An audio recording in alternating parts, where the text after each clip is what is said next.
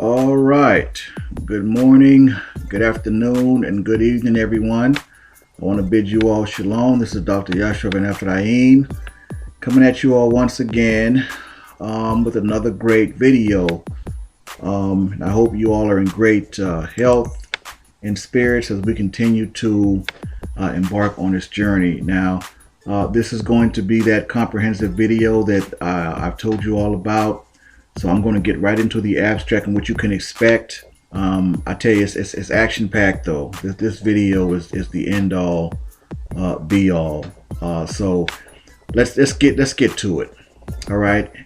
This is the abstract to prove my thesis, which is actually several. I have several points and several moving parts to my thesis.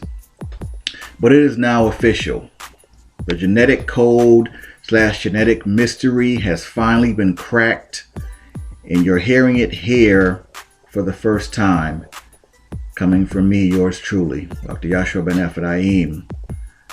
My genetic research and findings all point to one logical conclusion about the origin and existence of the E1B1A Y DNA haplotype, and everything has culminated to this point right here.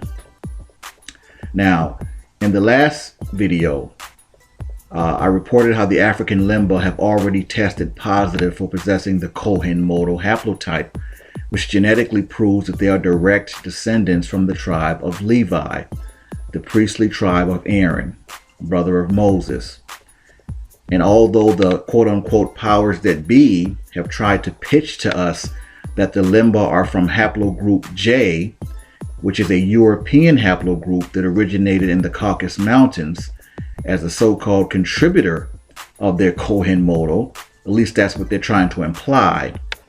I already exposed that last segment or last video as a blatant and total lie, because those groups in haplogroup J, who they claim are descendants of Cohens, have very little or no actual Cohen blood at all. And I already presented the DNA proof that the African Limba has more Cohen blood in them than the Ashkenazis and the Sephardic Jews put together. So basically they prove their own selves to be liars. And haplogroup J is not the contributor to the Limba's Cohen modal haplotype. And although they try to keep their real Y DNA haplotype hidden or under tight wraps, my suspicions were confirmed. The African Limba are of the Negro haplotype E1B1A, as are we, the so-called African Americans, the Bantus of West Africa, and other Negroes scattered throughout the four corners of the world, in Haiti, the West Indies, and several groups throughout the Caribbean that have a percentage of Negro, Hebrew blood, etc. And if they are E1B1A and have proven to be Cohens from the tribe of Levi, then that means Levi, one of Jacob's 12 sons, possessed the E1B1A Y DNA haplotype as well. And if Levi possessed the E1B1A, well, he got it from his father. So that means that Jacob possessed the E1B1A Y DNA haplotype as well. So it goes without saying, clearly, this means that Abraham, whom the Most High said he was going to make the father of many nations, possessed the E1B1A Y DNA haplotype as well. So with all that said, the only logical conclusion is that the E1B1A Y DNA haplotype and all of its subgroups are actually the founding lineage of the ancient Israelite nation. And this has been kept hidden in a secret, not just from us, but the world. The so-called powers that be continue to do their best to keep this historical, scriptural, and genetic fact from all the rightful children of Israel who are scattered in America, abroad, and all around the world. The Negro-wide DNA haplogroup of E1B1A is the founding lineage of Israel. Jacob passed on the Negro-wide DNA haplotype to all 12 of his Negro sons, whom their mothers were Negro women, who became the 12 tribes of Israel. Now, I've taught ad nauseum that a male child automatically takes on his father's Y DNA and bloodline the minute he's conceived. And there's no disputing this genetically, scientifically, or scripturally. All 12 sons of Jacob possessed his Y DNA haplotype of E1B1A and passed it on to all the descendants of the 12 tribes of Israel who are walking around throughout the four corners of the earth today, more commonly referred to as Negroes or so-called African Americans here in America. Now listen to me clearly, and this clears up any and all misgivings, misconceptions, misunderstandings, whatever. If you are not of the Negro E1B1A haplogroup or any of its subgroups, you are not a Hebrew Israelite by blood lineage, and therefore cannot establish genealogy as a child of Israel. Let me repeat that. If you are not of the Negro E1B1A haplogroup or any of its subgroups, you are not a Hebrew Israelite by blood lineage, and therefore cannot establish genealogy as a child of Israel. Now again, I'm not interested in fabricated or skewed facts and logic or bastardizations of scripture. I don't got time for all that. My DNA research, along with revelation to me by grace and mercy of the Most High, has finally tied everything together as a people and as a nation. As I promised beforehand, this video presentation is the first of its kind, and it's extremely comprehensive. I leave no stone unturned. It meets each lie head on and destroys it with genetic and scientific fact and proof. Plus, it ties everything and everyone together. So there is no doubt, no question, and no dispute as to who the Hebrew Israelites really are, who they aren't, and who the descendants are in the earth today. As such, I have found no scientific DNA or genetic evidence or proof that backs the Ethiopians' claim of being descended from King Solomon by way of Queen of Sheba and bearing a son by the name of Menelik. Now, this long-held story were true, the DNA evidence would be overwhelming, meaning there would be a mountain of Ethiopians who carry the E1B1A haplotype or one of its subgroups, and I have found no such proof. Now, the small percentage of Ethiopians that do possess the E1B1A haplotype is actually more suggestive of a few Hebrews throughout history who laid seed with Ethiopian women. I mean, no more or less. And the small percentage proves that. The only thing it is indicative of is a few males of Hebrew stock who had children with some women in that group. And then the males obviously grew up and around the mother's people and identify as Ethiopian. Now, no other scientific or genetic proof exists to the contrary. I've said this many times over and over again, and I will continue to say it. It doesn't matter what you believe or what you've been told or taught your entire life. DNA takes the guesswork out of everything, and it reveals the truth. It lifts the skirt of the liars, the culture stealers, and oppressors.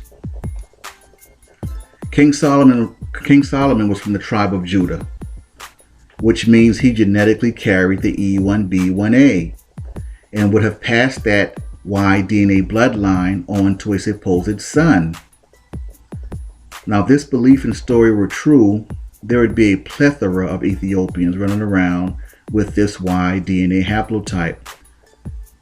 And I'm sorry to be the bearer of bad news, but this myth does not hold up under scientific or genetic DNA scrutiny. It just doesn't. I've looked high and low, trust me, and I can find no corroborative evidence of this. Now, if someone has any legit and concrete DNA proof of this long-held Ethiopian and Rastafarian belief, I'm definitely all ears and willing to listen. Other than that, we can kill that and move on. All right? They're not us. As much as they like to claim that they are or think that they are, they truthfully do not like us. Never have. Just like many of those other African group and Canaanite groups. Just like the Arabs and the rest of them. They've always been jealous of us and our position as a true house of Israel. Don't get it twisted. The Assyrian king, Shalmaneser, he replaced many of the original Hebrews with the Ethiopians in Israel. But they are no different than any of those other invader or rebel groups that polluted our holy city of Jerusalem with their Gentile blood. Now, with this presentation, I'm going to show and prove that the E1B1A haplogroup is the founding lineage of Israel. That so-called African Americans, majority of, are descended from Igbo and Yoruba Jews that scriptures say would go back into slavery by way of ships in Deuteronomy 28 and 68. I'm going to show and prove that the E1B1A Negro or so-called African Americans are not from the bloodline of Ham. And our Y DNA haplotype of E1B1A did not originate in East, West, North, or South Africa. I'm going to show and prove that the Y DNA haplotype of Ham's bloodline is E1B1B. So there's no way Negroes can be of Ham because our DNA is clearly E1B1A. It's really as simple as that, people. But I'm going to bring that forth. I'm going to lay out what happened to our DNA, just like I told you all, out of Israel.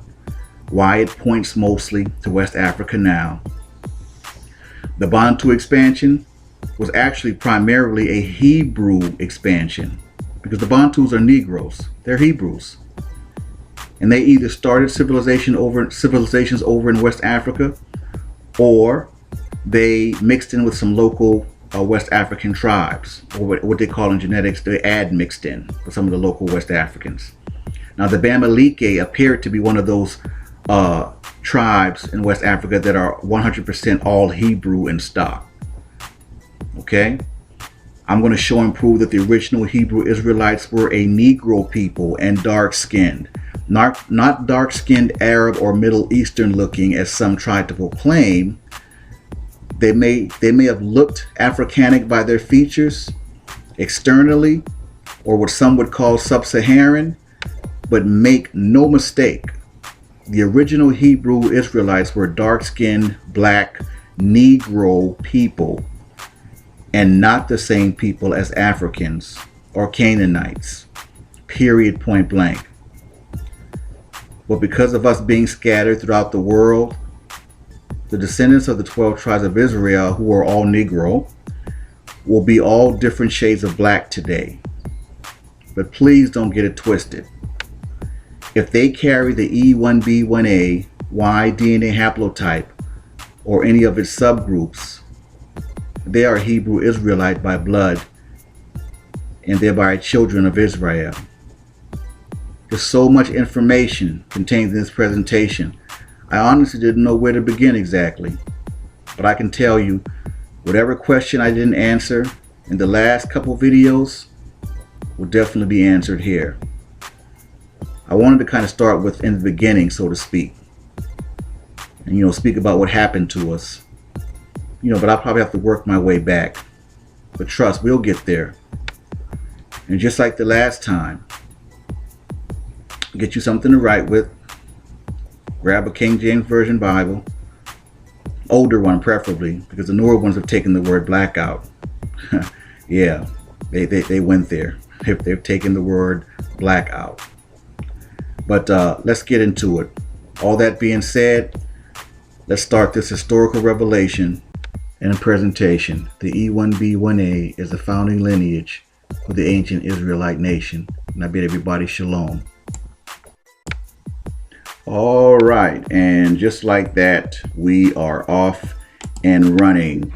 I'm going to start here because of many of you, if you remember, when I put out the very first DNA video, and I said then it was like a precursor of sorts, because it gave a very brief yet concise description on what Y-DNA was and how it operated in terms of the male child getting it from the father and establishing the bloodline from conception. And that's how patrilineal lineage works. You have to go through the father. All this establishing, lineage through the mother, that's nonsense, man. That's some satanic type, whole other agenda type thing that's not sanctioned by the Torah at all. So that tells you right there that the people doing that are not operating in line with the Most High, because that goes directly against the Torah. Your lineage is established through the male, through the father, period, point blank. So I discussed that in the very first video, and I gave a really, really good overview of how DNA works, right? So upon my research, when I came upon Family Tree DNA, like I said, they were one of the few companies that actually placed our Y-DNA of E1B1A at the start of the Israelite nation, right? But at the same time, some things about it always kind of troubled me, and it was almost like, it was saying that, okay, yes, your haplogroup or your DNA was in Israel, but you're predominantly sub-Saharan African. Well, let's read it. Let me break it down, and then I'll go into the next segment of what this, or rather the significance of this, because this was actually listed as a quote-unquote Jewish haplogroup, right? Okay, cool. So now it says this haplogroup is predominantly sub-Saharan African and is the most common haplogroup among African Americans. Then it goes on to say, among Jews, it can be found in very small percentages, even in Jews from Eastern Europe, where there's little, if any, African influence to be found. Now, here's the kicker. It said this indicates that while this haplogroup is certainly not a founding lineage for Jews, it was present in very small amounts at the time and formation of the ancient Israelite nation. Now, that never sit well with me, because I'm thinking, okay, if basically you're using wording to say that our DNA was there in Israel, but it was in very small amounts, why would you go as far as to say that while that the haplogroup is certainly not a founding lineage for Jews? I thought that was really peculiar. Like, if you really didn't believe that, or there was no evidence to the contrary, it would be pointless to even make a statement like that. So that was the first red flag to me. Okay, they wanted to kind of hammer home, it seems like, that the haplogroup is so-called sub-Saharan African. And let me just state for the record, not to get too far ahead of the presentation, but the E1B1A, it points predominantly West African now, because that's where we in the haplogroup migrated to. And ironically, it's for the same reason why a lot of those European haplogroups are pointing to the Middle East. That's not where they originated. Okay, that's where they invaded. That's where they're people who raped the land, who stole the land, back in those times, whatever the case may be. Their DNA convicts them of that. So that's why our DNA points mostly to West Africa, or what they call sub-Saharan. But haplogroup E1B1A is not sub-Saharan. So anyway, not to go on a tangent, but so it made me think, okay, Why would a company as big as Family Tree DNA, and I have to give them credit, they have one of the biggest DNA databases in the world. Why would a company as big as that make statements to the effect of, and they have to know the truth, right? So it made me question who was actually behind Family Tree DNA, right? So this leads to the next segment. Pause. And this person, ladies and gentlemen, is the president, CEO, and founder of Family Tree DNA, Mr. Bennett Greenspan, an Ashkenazi Jew. Now, I'm not one to jump on, conspiracy theories, Illuminati, all this kind of stuff. But at the same time, I'm a realist. At the same time, I know who scripture says are the people who've conspired to keep us and our identity hidden. Now, for what it's worth, it seems that, he was trying to somewhat, tell the truth, but at the same time, still perpetuating the lie, right? In essence, giving us a shout out saying, hey, and basically giving us like a little wink, wink, like, yeah, you guys are sub-Saharan African, but I know you started in Israel. Here's your little shout out, wink, wink. Well, that's a misnomer. African and Israel are two totally different things. But anyway, so when I found out who was actually behind Family Tree DNA and who this man is, then it made more sense as to the wording. Like I said, it seems like he was kind of push pulling with it. I don't know who's backing him. I'm not going to sit here and say, oh, well, he's got the rich Zionist Jews behind him and da da da da. I really don't know. I'm not even going to go that far. But I just know that you have to know, to understand, rather, when someone's pitching something to you as fact, you have to know about the person who's pitching it. That's exactly why I did my personal DNA journey, so you could all know who I am. That's important, to know the author of the person who's trying to shape your opinion and views about something. Okay, like what's their agenda? What's their point? What do they get from it? Answer those kind of questions. So, yeah, Bennett Greenspan. Now, all that being said, even when I found out who was actually behind Family Tree DNA, and then everything kind of became more in focus, everything was okay until I came upon this particular article. And then everything changed in terms of my view of this man, Mr. Bennett Greenspan and Family Tree DNA.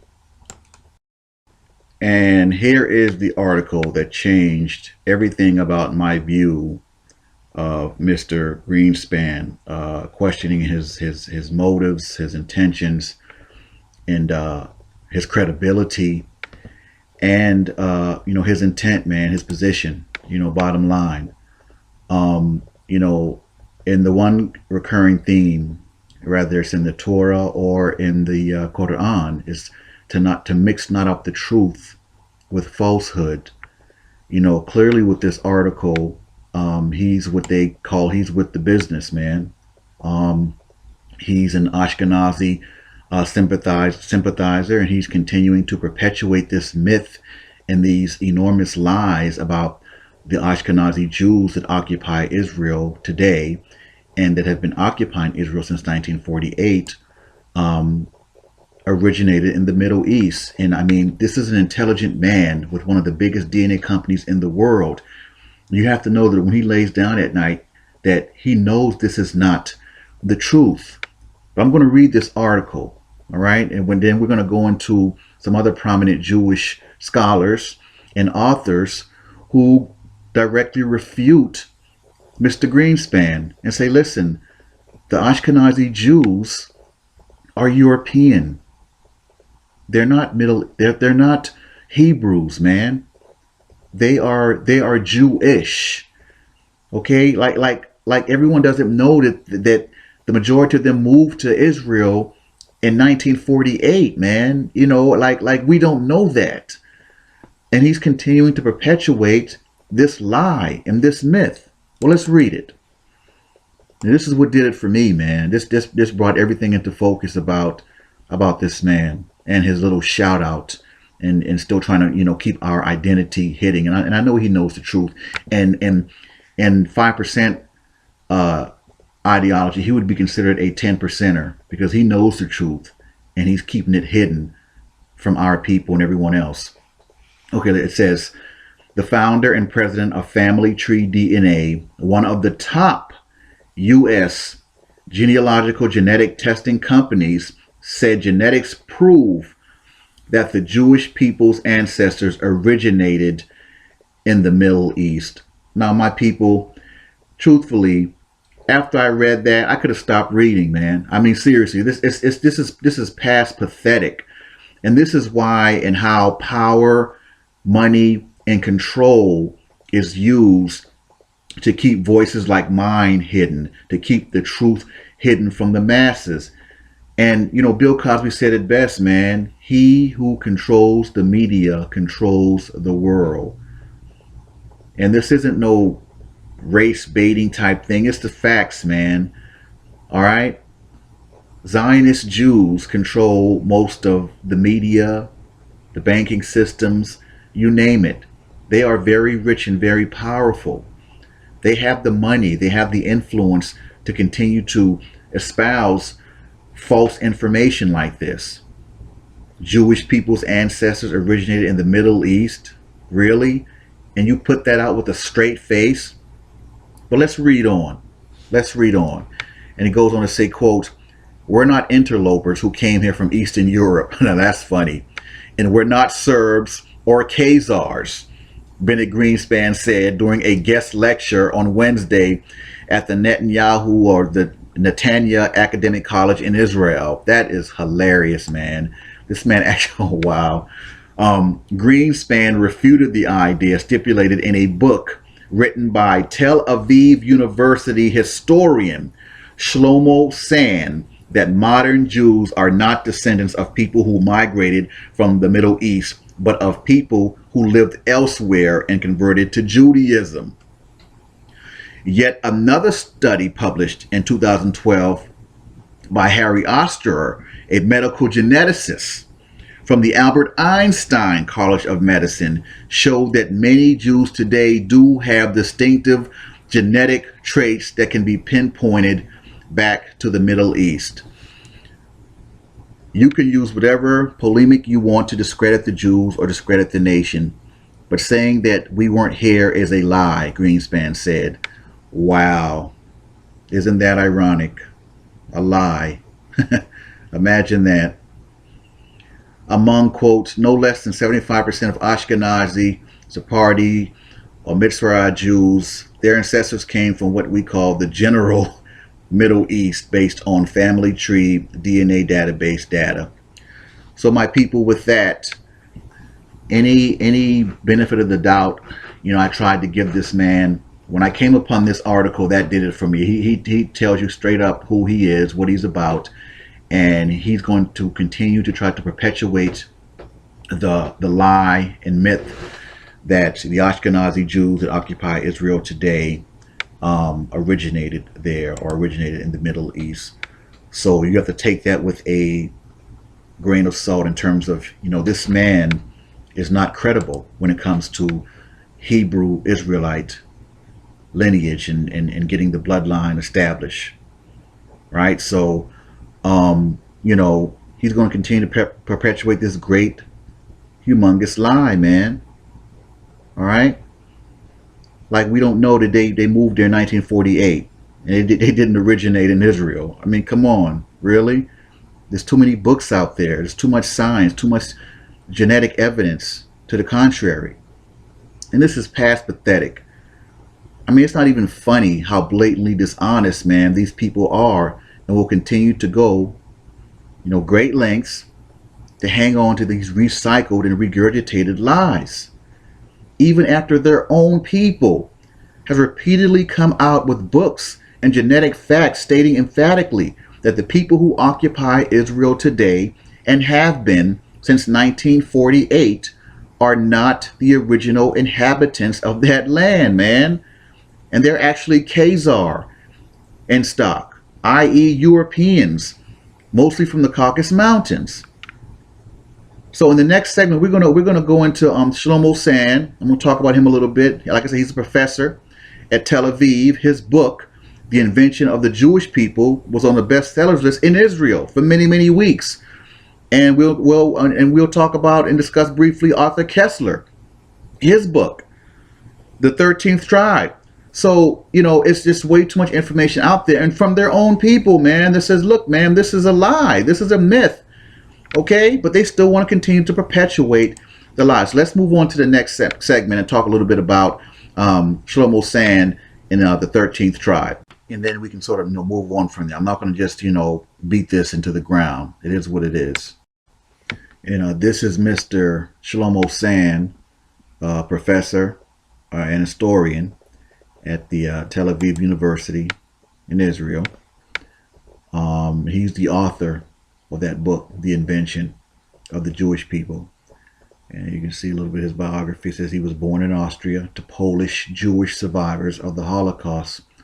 Sidebar, the actual first president of Israel was actually Polish and from Poland. And he actually changed his name. He had a Polish surname. He changed his name to sound more quote unquote Jewish because he was from Poland. Just a little sidebar, a little tidbit right there.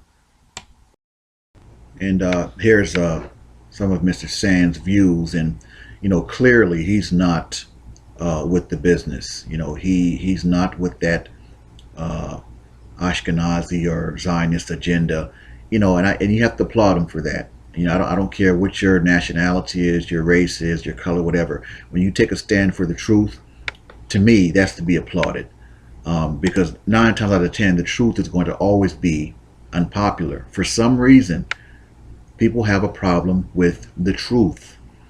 And I mean, that's even prevalent among my people who refuse to believe who they are. I mean, all this proof in their face, all the genetics, the DNA, the Bible, the scripture, and people have they just, I don't know, human nature, man. Problem with the truth. But not to go on a tangent. It says this is Mr. Sand's view, some of his views. I'm not going to read all of it, but I'll just read some of the highlights.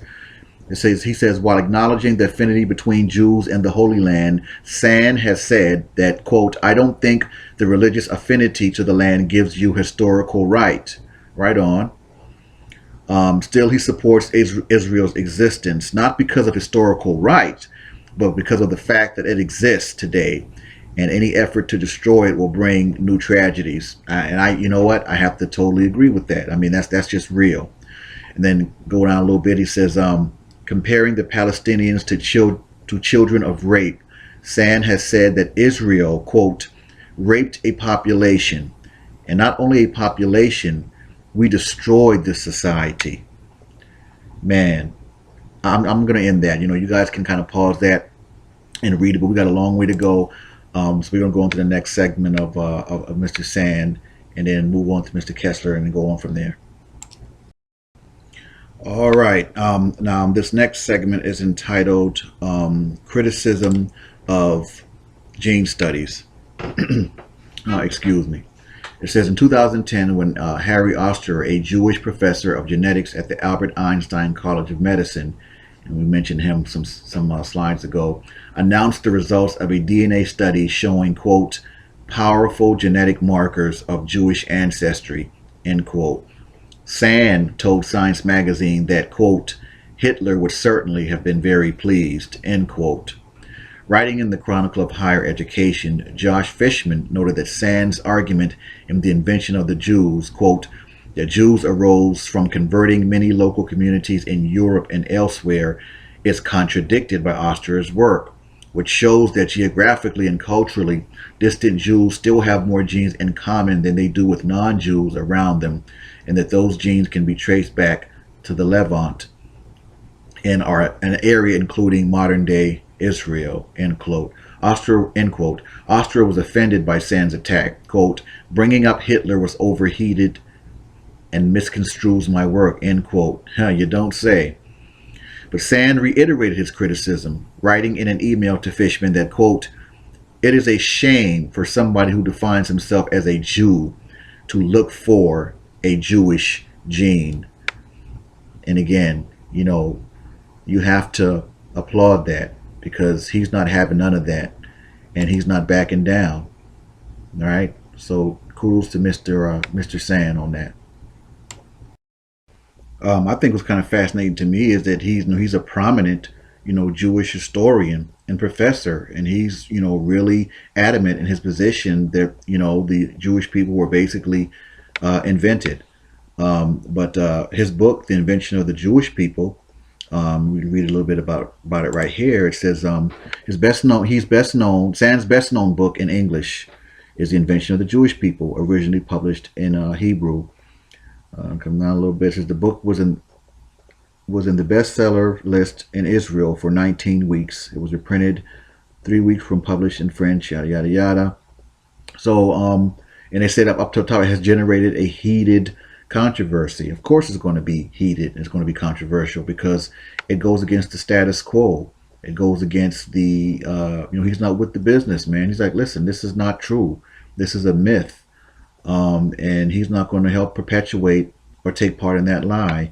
And again, we're done with Mr. Sand, but I got to give him props and shout outs for trying to take a stand for the truth. Got to respect that, man. Now, let me just reveal some things. First of all, is that the Jews who were brought in Israel, most of them are white. Not most of them, almost all of them are white, including me. I was brought in Israel from a country which is called Bulgaria. It's a European country, and I can tell you that in every European country there are Jews, and there is so-called organization, Jewish Agency, which is trying to take those Jews to Israel. If you track this organization, you can find out that this is not an Israeli organization. This is an American organization. Jewish Agency is an American organization which has the exclusive right to decide who is Jewish and who is not on this planet, and who to be taken to Israel and who's not. Now, if you do research, you will find out that in Africa, in Black Africa, they're looking for Jews only in Ethiopia. They bring Jews only from Ethiopia. And I can tell you by knowing a lot of people, Ethiopian Jews here in Israel, that they're treated very badly, very badly. And many of them commit suicide because they cannot take it. So they come from some place, Ethiopia, they don't have much there, but they live decent life. And when they come here and try to be humiliated and so on, some of them cannot even take it. Now, what I'm trying to say is that why from each white country this Jewish agency is trying to bring Jews, and when it's about Black Africa, they're going to Ethiopia, and this is where they stop. The only one place. Now, because of the same thing, they're trying to do the white supremacy here. They try to bring white guys here and to take the supremacy over Arabs, which are the local citizens, and over blacks, which are so far they're only the Ethiopian Jews. Now, what I'm trying also to say is that another question is why? Why America needs Israel? There is no oil like in other Middle Eastern countries. There's nothing they can be attracted to. But why do they do all these things? Why do they invest money, bring white people and so on? When they build their system of white supremacy, just like in America they build in Israel. Why? And I can tell you why. Because the true Jews, according to the Bible, you can check it in the Bible, you can read Job 30:30 and some other places. They have never been white. They have been people of color. And they have not stopped in Ethiopia. They were in Ethiopia, Sudan, and they have settled in West Africa. From West Africa, they have been taken as slaves to America. Brothers and sisters, blacks of America, it's you. You are the true Hebrews. You are the true Hebrews from the Bible. America gonna do everything, gonna invest as much money as it has, gonna fight as much wars as they can, gonna invite as much weapons as they can, just to hide this away from you. Gonna take Israel, gonna bring white people here and to tell you these are the Jews, gonna kill you, gonna kill Arabs, gonna mistreat white people like this guy, just to tell you this lie that you are nobody and we are the Jews with all the history and so on. It has been deleted, your history. You don't know who you are. Don't forget about it. This is why America has been taking your history away, never to find out that it's all about you. I'm telling you this, please. I don't ask you to come to Israel and to start a revolution. I'm just asking you to start thinking this way, to believe me a little bit, because I'm living in Israel and I'm part of this injustice. I really believe that people like me and you, we can bring the justice back. Thank you. Wow. Emotional indeed, man. But I included that testimony because not only was it powerful, and he's one of many. This man is he's, by his own admission, he's a European Ashkenazi Jew living in Israel, and he's taking the time to say, hey, listen, black people in America, you are the quote unquote true Jews. It's you. So not only that, but I wanted you to also see that if you listen to everything this man said, he's telling you that America or these American agencies, they're with the business, man. They know the truth and they know what they're doing.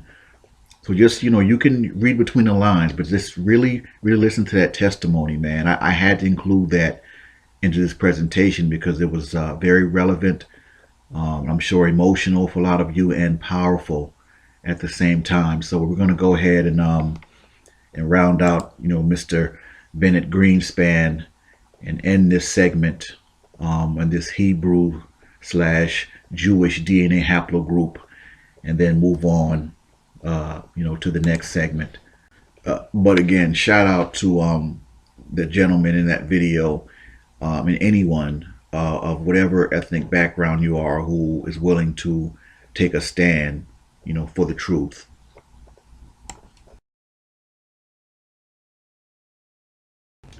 Well, Mr. Bennett Greenspan, here we are. You said that haplogroup E1B1A was sub-Saharan, and we know that that is a lie, and you do as well. You said that the E1B1A is actually found in Eastern Europe where there's no Africans. Well, that should tell you that it's not an African haplogroup. You continue to contradict yourself and basically make yourself out to be a liar. But either way, and you also said that our DNA was, the E1B1A was found in very small amounts. That also is a lie. And you made it a point to try to say that that our haplogroup, the E1B1A, is certainly not a founding lineage for Jews. Well, that is the biggest lie that you've told, because not only was our DNA present, the E1B1A, but the E1B1A, Mr. Bennett, is actually the founding lineage for the Jews, or for the ancient Israelite nation. I'm sorry. So we reject that, which you put out there as so-called fact and truth, and we submit a more factual and truthful Y DNA haplogroup of the E1B1A, and here it is. Here's the truth, Israel, and we can replace that BS with the real knowledge of the haplogroup E1B1A and its origins and where it came from. Okay. Haplogroup E1B1A is a Hebrew Israelite haplogroup. Okay, this haplogroup is found predominantly among Bantu Negro descendants, to include but not limited to the African Limba, many West African tribes, Igbo Jews, Yoruba Jews, African Americans, West Indians, Brazilians, Haitians, and other Negro-influenced races throughout the Caribbean and scattered across all different nations. Contrary to false DNA reporting, this is not a sub-Saharan or Hamitic haplogroup. It is Semitic in origin. Negroes have been identified as being exempt from the bloodline of Ham as per the Zondervan Compact Bible Dictionary. This haplogroup this haplogroup represents the Y DNA of Jacob, the father of the 12 tribes of Israel, Dr. Yehoshua ben Ephraim. And this is a segue into our next segment.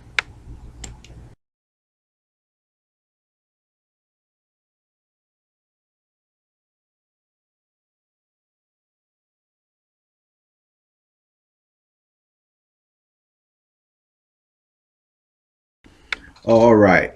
Now, this is probably the foundation of one of the biggest lies about our people. This actually probably sets everything in motion as far as so-called the blacks being the quote-unquote curse of Ham. And actually, that whole curse of Ham stuff originated from the Jews, actually. And you could find that in their in that satanic Babylonian Talmud, that blacks are a result of the curse of Ham, which is a blatant lie, like so many others. Get in line, right? But that's where that whole curse of Ham thing came from. And you can find that in the Babylonian Talmud, which is a satanic book, and they already were outed as the synagogue of Satan. But I'm not going to go on a tangent. We're going to deal with this right here. So it says Ham, the youngest son of Noah, born probably about 96 years before the flood, and one of 8 persons to live through the flood. He became the progenitor of the dark races, not the Negroes, but the Egyptians, Ethiopians, Libyans, and Canaanites, or Africans. And that is in the Zondervan Compact Bible Dictionary as reference. Now, if you're like me, when I first began on this journey of discovering this truth, that really stood out to me. Not the Negroes, but it didn't give any other information. Okay, not the Negroes. So that would be the so-called African Americans. They're saying that we're not of Ham. So then who are we from, or where are we from, and what did it mean, not the Negroes? So anyway, let's fast forward a little bit. That term Negroes was actually defined a totally different way many years ago, before they did away with the definition of Negroes. Now pause that and frame that real quick. Now, remember how they always say, well, they always try to tell us, oh, you black people, you're from you're from the Bantu expansion, West Africa, yada yada yada. Well, guess what? Thank you, white people. You've been telling us that for years. But what you didn't tell us, and what you probably didn't even know, is that the Bantus are actually Hebrew Israelites. Now pause that, and let's go back to not the Negroes. Now, I'm gonna add this little piece, so the definition of Negroes can be defined, of how it was defined many years ago before they changed it and took it out. Now, if they had never taken out the original definition of Negroes, we would have known that the Bantus were considered Negroes, and that we would have put 2 and 2 together. Wait a minute, Bantus, Negroes, black people from Bantus. Oh man, wait a minute. So okay, so we're part of that whole Negro thing. So when the Zondervan Compact Bible Dictionary says not the Negroes, it's saying basically not the Bantus, and not the people of that Bantu expansion. So I guess they didn't think, or that we would be able to read one day, or we would want to find out the information or find out the truth. So they said, "Oh no, they're getting too close. We gotta do away with that." So let me just pause that. I'm going to include this definition of not the Negroes, or I'm sorry, I'm going to include the definition of what Negroes originally stated, and then we'll get back on this segment.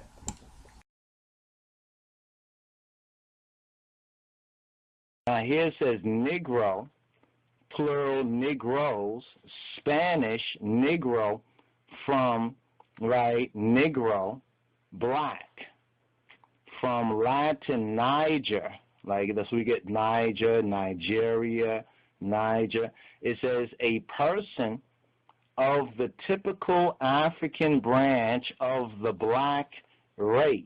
They don't talk like this anymore. It was too telling. They never thought that our people would read and study and seek the truth about who they are.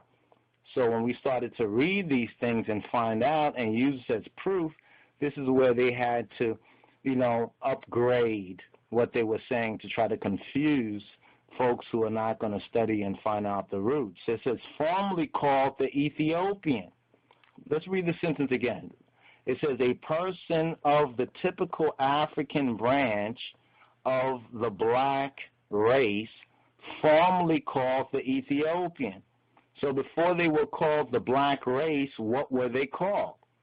The Ethiopian, inhabiting the Sudan, or loosely, right, or loosely of any of the black races of Africa, including, besides the Negroes proper, Bantus, that Bantu word, Pygmies, Hottentot, and Bushmen. Maybe that's the reason why they have the clicks too. See language table. Secondary is a black man, a person having more or less Negro blood, more or less. Look at Negroid. Negroid, characteristic of or like the Negro or Negroes. A member of a race perceptibly sharing Negro blood. That means, looking black. Or displaying Negro traits, especially a Bantu. So there you have it, Bantus. Had they never changed or taken out the definition of Negroes, we would have known that when the Zondervan Compact Bible Dictionary said that Ham became the progenitor of the dark races, but not the Negroes, we'd have put two and two together, and we'd be like, wow, so the Negroes are of Shem. They're not of Ham, like the lies have been told, right? And we would have put that together. So they took it out, man. They're like, oh no, we got to get rid of this. They're on us. They can read now. But yeah, that was profound. That was definitely profound. So yes, the Bantus are Hebrews. So when they try to say, yeah, from the Bantu expansion, yep, you're right, we are, yep.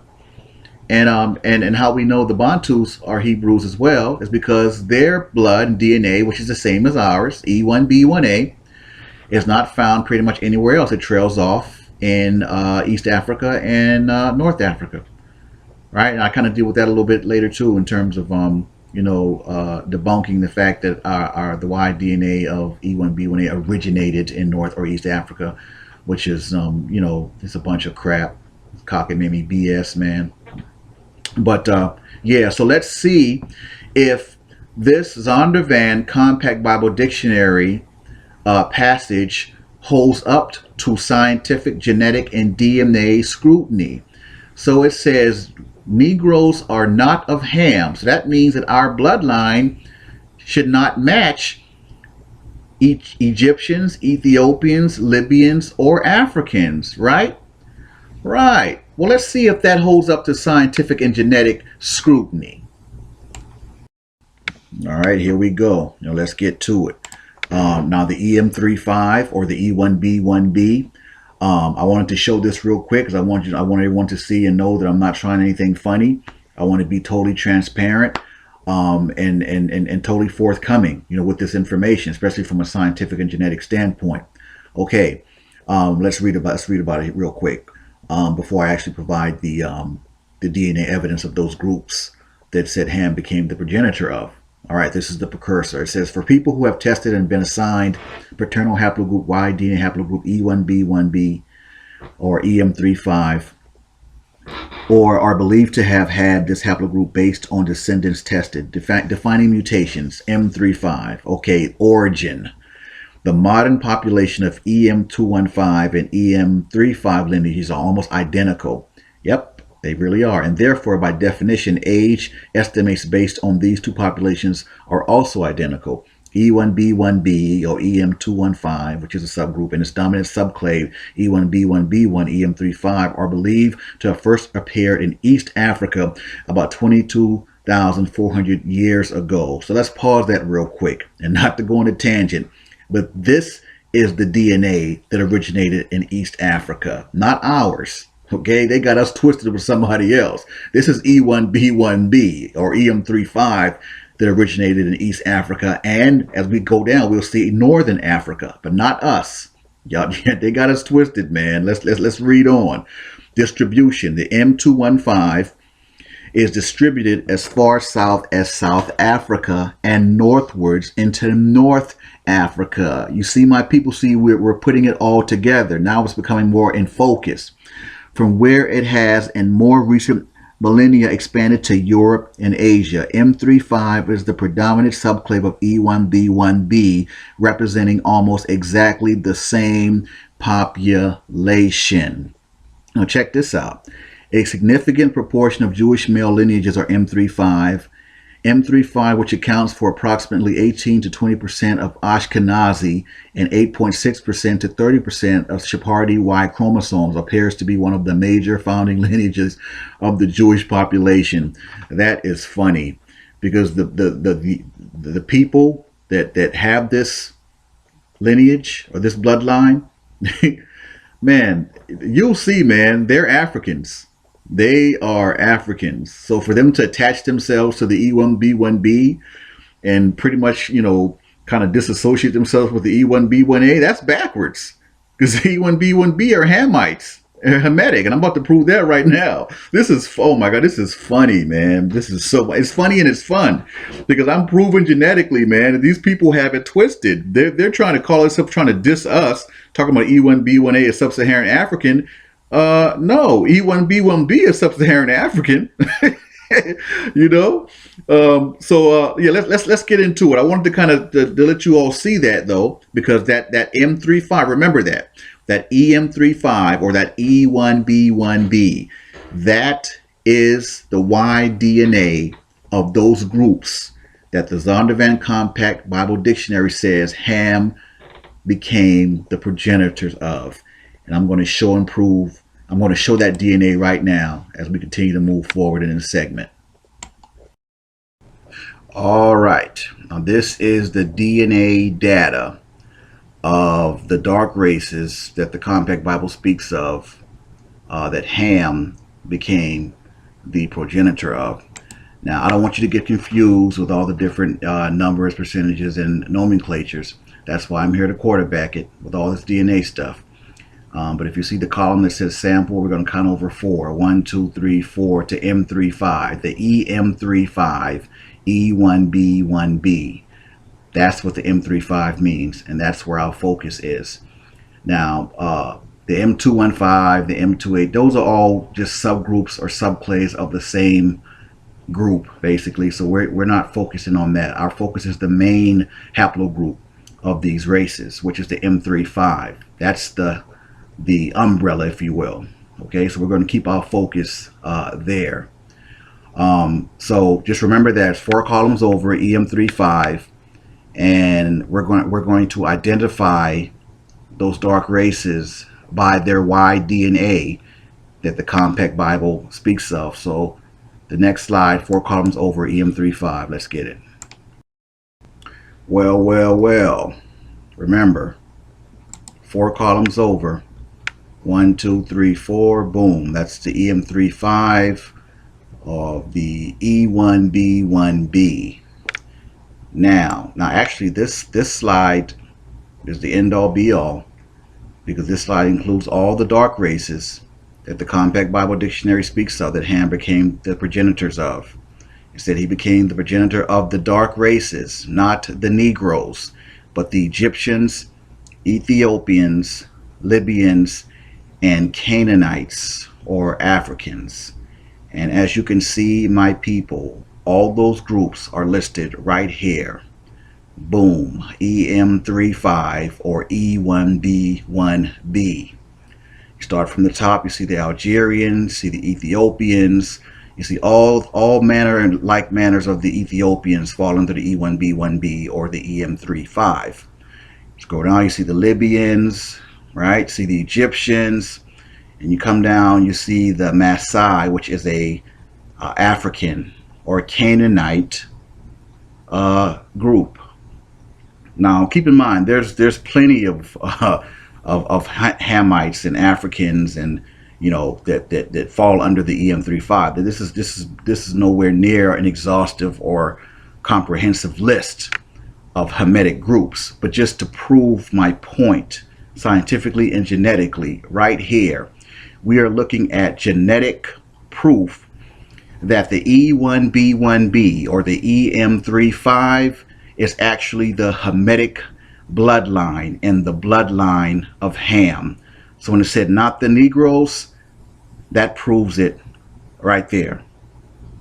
It's in their face, man. We have the genetic scientific proof right here in front of us. We're looking at it together. Okay, so I'm establishing the genetic haplogroup of the Hamitic bloodline. And obviously it's E1B1B or EM35 or any one of those subgroups that fall under there. There you go. So with that said, let us continue. Okay, I wanted to kind of add this as an addendum of sorts to the EM35 or the E1B1B designation for the Ham bloodline, just so you all can kind of see. Haplogroup EM215, like I said a few slides ago, that's a subgroup of the EM35, right? Possible time, approximately 22,400 years, yada yada. Now North Africa, that's key. North Africa. Now their ancestor, who's their ancestor? EP2. Descendants. Again, see that haplogroup EM35 and EM281. Again, all subgroups of the EM35. Now, just so in case you're wondering, well, who's the EP2? I know all these little small nomenclatures are can be kind of confusing, but just I got you. Who's the EP2? Well, let's see. Haplogroup EP2. Who are they? In human population genetics, haplogroups define the major lineages of direct paternal male lines back to a shared common ancestor in Africa. EP2 is the most dominant Y chromosome lineage in Africa and exists at lower frequencies in the Middle East. Let me say that one more time. And exists at lower frequencies in the Middle East and Europe. The lineage is thought to have originated in or near modern-day Ethiopia. Boom. There you go, my peoples. I brought it all back full circle. Okay? E1B1B, the EM35 that the Ethiopians belong to, the Libyans, the Africans, and the Egyptians is a Hamitic bloodline. And I just brought it back full circle. Show and prove, man. Show and prove. And I did just that. So we're going to go on to the EM2 or the E1B1A, which is the bloodline of the Negroes and Shem's bloodline. So we now know that Ham's bloodline is E1B1B, and there's no disputing that genetically or scientifically. How about that? All right, before I bring out the Negro or the E1B1A Shem's bloodline, I kind of wanted to include this segment because I thought it was very interesting. President Obama, because I often wondered, is he, Hebrew, I know his father was from Kenya and everything, and no, he's not. The president is from the bloodline of Ham. He's literally from an African tribe. His father is from the Luau tribe. And I thought it would be interesting to kind of do a little research on the Luau tribe. You kind of just get a glimpse at what a Hamitic Canaanite or African tribe actually looks like. And you'll be kind of amused to see what I found. But remember, he has no genetic ties with us whatsoever. And here you go. Oh, man, when I saw these pictures, man, this is the Luau tribe. And these are supposed to be men of the Luau tribe.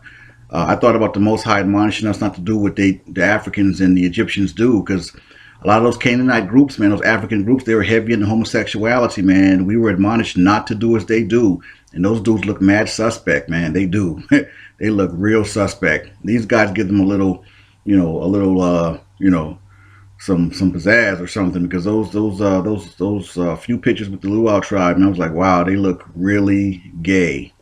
But I just thought that was interesting, man, to include. But that's your E1B1B, your Ham bloodline, man. That's your EM35, and that is the tribe that President Barack Obama is descended from. So I just thought that was real interesting to kind of add to the presentation. All right, moving right along. And I know I actually covered this in the last presentation, but I'm going to kind of go over it again real quick because it's relevant to establishing Shem and Ham's bloodline. Now, obviously this is the E1B1A, or the Negro or the Hebrew Y-DNA right here that we're looking at. And we covered this before, but this is Shem's bloodline, man. These are your Hebrews, E1B1A, and the tribes that they're scattered into in West Africa. Now I'm going to kill two birds with one stone on this slide. Not only am I showing the Negroes in the E1B1A, or establishing Shem's bloodline, proving that we are not of the Hamitic bloodline, but if you go down a little bit here, it says this E1B1A, or the smaller nomenclature is also called EV38 or EM2, reaches frequencies of over 80% in many parts of West Africa, Central Africa, East Africa, as well as Southern Africa. But it says this haplogroup's frequency and diversity are highest in West Africa region. Of course, we already know that. Within Africa, EV38 displays a west to east as well as south to north Senio distribution. In other words, the frequency of the haplogroup E1B1A decreases as one moves from Western and Southern Africa toward the eastern and northern parts of the continent. Let me say that one more time. In other words, the frequency of haplogroup E1B1A decreases as one moves from Western and Southern Africa toward the eastern and northern parts of the continent. So that kills their argument that the E1B1A originated in East or Northern Africa, because in fact our DNA trails off when it gets to those regions. So we don't even have to say no more on that, man. I mean, I'm just destroying these lies, and doing it by genetics and science. How cool is that? The Zondervan Compact Bible Dictionary tells us that Ham became the progenitor of the dark races. All right, and then it went on to name the dark races that he became progenitor of: the Egyptians, Africans, Canaanites, and Ethiopians, but not the Negroes. And if the Negroes, who are also known as African Americans here in America, are not of Ham, that would mean they are of Shem. Does science and DNA support this revelation? Yes, I'm proving that it does. By Y-DNA evidence and genealogy, it is clear that Negroes and or so-called African Americans are not from the Hamitic bloodline of those groups listed in the Zondervan Compact Bible Dictionary, which clearly shows they are not from the bloodline of Ham. And here's more genetic proof before I conclude this segment. So, okay, what we're looking at here on this slide is I have them side by side. I've already genetically established that the Zondervan Compact Bible Dictionary lists the groups that are the bloodline of Ham. And they are the Ethiopians, the Egyptians, the Libyans, and the Africans or Canaanites. And I established that those groups are actually E1B1B or EM35, which establishes firmly that that Y-DNA haplotype is the bloodline of Ham. Now, the E1B1A or the EM2 or the EV38, that's Shem's bloodline. Those are the Negroes. I have them listed to the left. And you see there some of the groups in the tribes that we're mixed into. Now, keep in mind, this list is nowhere near the comprehensive of all the different groups that have a percentage of Hebrews or Hebrew blood. Okay, but these pretty much are the highest ones, or the highest percentages, or whatever the case may be. All right. So this concludes my thesis on whether or not blacks or so-called Negroes are from the bloodline of Ham. I've proven genetically and conclusively that Negroes are not of Ham and do not share the Y DNA of the Hamitic groups belonging to that bloodline. And we're going to keep this real simple because I'm not ever trying to be the author of confusion. So I want all to understand. Shem's bloodline is Y DNA haplotype E1B1A. Ham's bloodline is Y DNA haplotype E1B1B. It's as simple as that. The powers that be and the so-called geneticists, they got it twisted. You know, they really have it twisted. E1B1B is actually the sub-Saharan haplotype, and they're attaching themselves to E1B1B, so they're basically jumping from Japhet to Ham, which I find is hilarious. You know, the Ashkenazis and all those guys and those groups, you know, they're really quick to kind of attach themselves to E1B1B in some way, calling it Jewish, which, let me say this real quick. There is no way you can actually test for a quote-unquote Jewish gene. That's just kind of crazy. You know, Judaism is a religion. You can't. There's no such thing as a Jewish gene. How do you test for Jewishness? I mean, either you're from Israel and you're an Israelite by blood, lineage, and genealogy, or you're not. Simple as that. So I just kind of wanted to say that real quick, but anyway, not to go off on a tangent, Shem's bloodline is E1B1A, contrary to a lot of the false information that's out there. And Ham's bloodline is E1B1B, and it says not the Negroes. And I've proven conclusively and emphatically that Negroes are not of the bloodline of Ham. The DNA evidence submitted on the groups, the Ethiopians, Libyans, Egyptians, and Africans, who Ham became the progenitor of, all possess the E1B1B Y DNA haplotype. All right, when it said not the Negroes, well, Negroes possess the E1B1A Y DNA haplotype, proving genetically and conclusively, once again, Negroes are not from the bloodline of Ham. This concludes this segment. On to the next.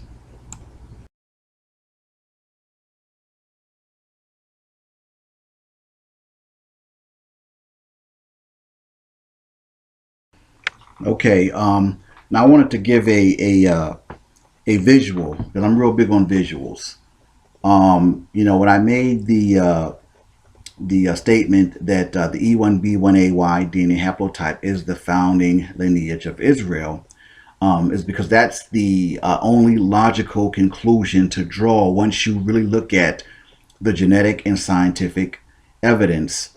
And again, the African limba, they're the prototype with this, because basically when they let the cat out of the bag with the African limba and let it out and put it out that they were actually Cohens or Cohen modal haplotype, they tested positive and had the highest concentration of it than any group on the planet, they couldn't unring that bell, man. They basically opened the floodgates for all of us, essentially, because like I said, my suspicions were confirmed.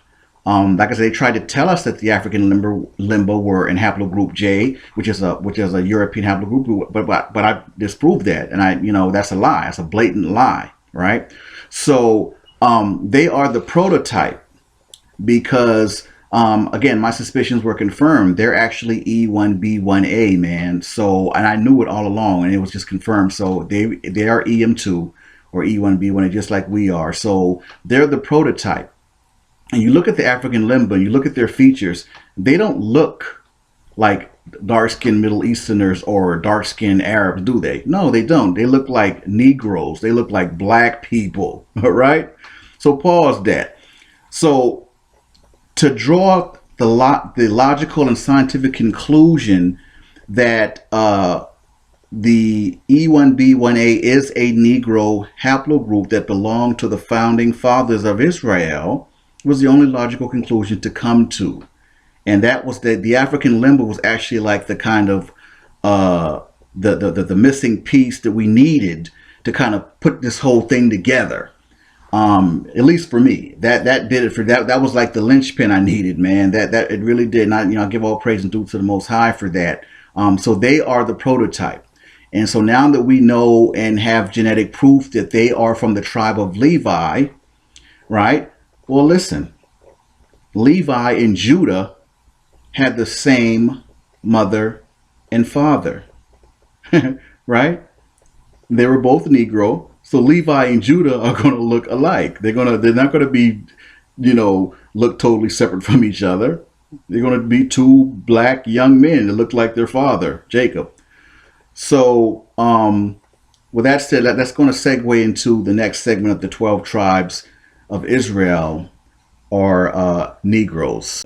But let's first take scripture and deal with the color of the original Hebrew Israelites.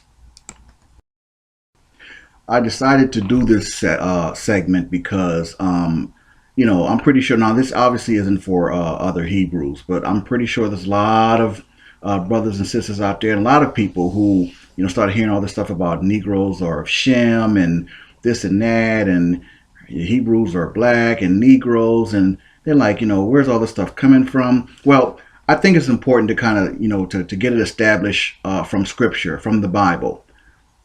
So I decided to do this segment right here and come to a scientific, genetic, and logic conclusion at the end of it that, in fact, the original Hebrew Israelites, as put forth by scripture and by genetics and DNA, were black or Negro people. All right, they're very dark skinned. So we're going to start with Lamentations. Get your Bibles out, King James Version. An older one now, because in terms of the Israelite skin color, they've taken the word black out of the newer King James versions of the Bible. Yeah, there's no end, man, to what they'll try to do, man, to keep the truth hidden. But anyway, moving right along. Lamentations 4:8 says, their visage is blacker than a coal. They are not known in the streets. Their skin cleaveth to their bones. It is withered. It has become like a stick. And visage is defined as a person's face. It's as clear as day. Right there, Lamentations 4:8. On to the next scripture describing the skin color of the original Hebrew Israelites as being black. And remember, when we get to the end of the segment, I will tie it all together and end with that conclusion. Jeremiah 8:21, it says, for the hurt of the daughter of my people am I hurt. I am black. Astonishment hath taken hold on me. All right. It's clear as day. I am black. On to the next scripture. All right. Jeremiah 14:2 is actually dealing with the Israelites as a people, because it uses the collective word they. And it says, Judah mourneth, and the gates thereof languish. They are black unto the ground, and the cry of Jerusalem is going up. So again, they reference the word black in relation to all of the Hebrew Israelites of ancient Israel. Job 30:30 says, my skin is black upon me, and my bones are burned with heat. For some reason, this is one of the more popular scriptures describing the skin color of the Hebrew Israelites. Song of Solomon says, I am black but comely, O ye daughters of Jerusalem, as the tents of Kedar, as the curtains of Solomon. I always chuckle with the Song of Solomon 1:6, because in the very next, or in the previous scripture, he said that I am black, and then it's like, for good measure, he wants you to know and make sure that you know that he's black. In the Song of Solomon 1:6, he says, look not upon me, because I am black, because the sun hath looked upon me. My mother's children were angry with me. They made me the keeper of the vineyards, but mine own vineyard have I not kept. So I really think this is the Most High working here, letting us know that, hey, don't fall for it. You're going to go through all these things, whatever. They're going to try to keep your identity hidden and who you were and all this. But I think all of this was from the Most High, man, letting us know that, hey, you were a black people. You were Negroes. And everything is kind of tying together, man. So let me go ahead and end this segment and come to my conclusion. Then we go on to the next segment. And finally, I submit in relation to the original Hebrew Israelites being black people, this piece right here. Now George Friedman, in his book The End of the Jewish People, pointedly states that the Europeans claiming to be Jews are nothing more than quote unquote Hebrew speaking Gentiles. Wow. Now get this. The late president of Egypt, Gamal Abdel Nasser, stated on television, quote, "You, the Jews, will never be able to live here in peace because you left here black but came back white. We cannot accept you." Now that right there, my people, is the exclamation point. Okay? Everyone is not in the everyone is not trying to be about keeping the truth hidden. All right, there's people that know the truth, and this late president of Egypt, he says straight up, "You left here black but came back white, man." I mean, that speaks for itself.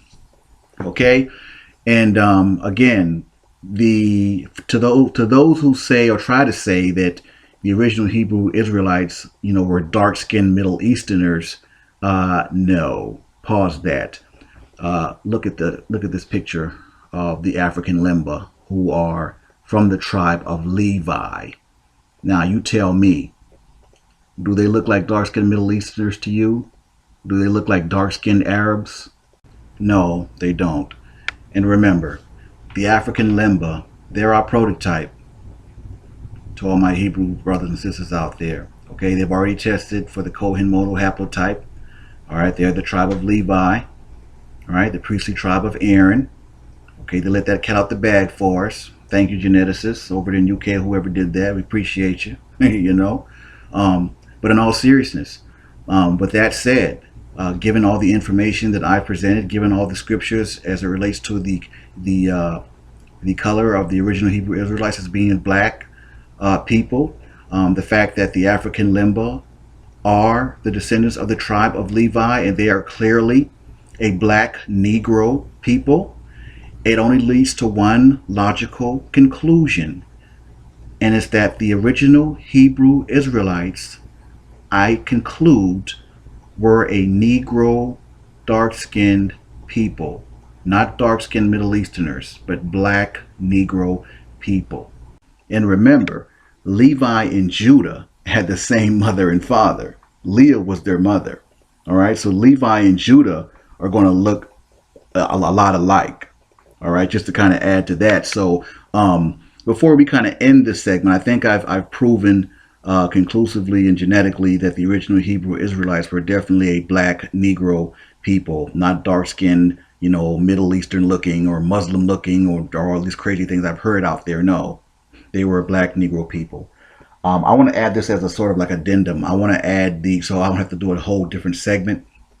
I want to add the Y-DNA evidence of the African Limba, and as well as the Bantu in comparison with each other. Okay, I think that would be very, it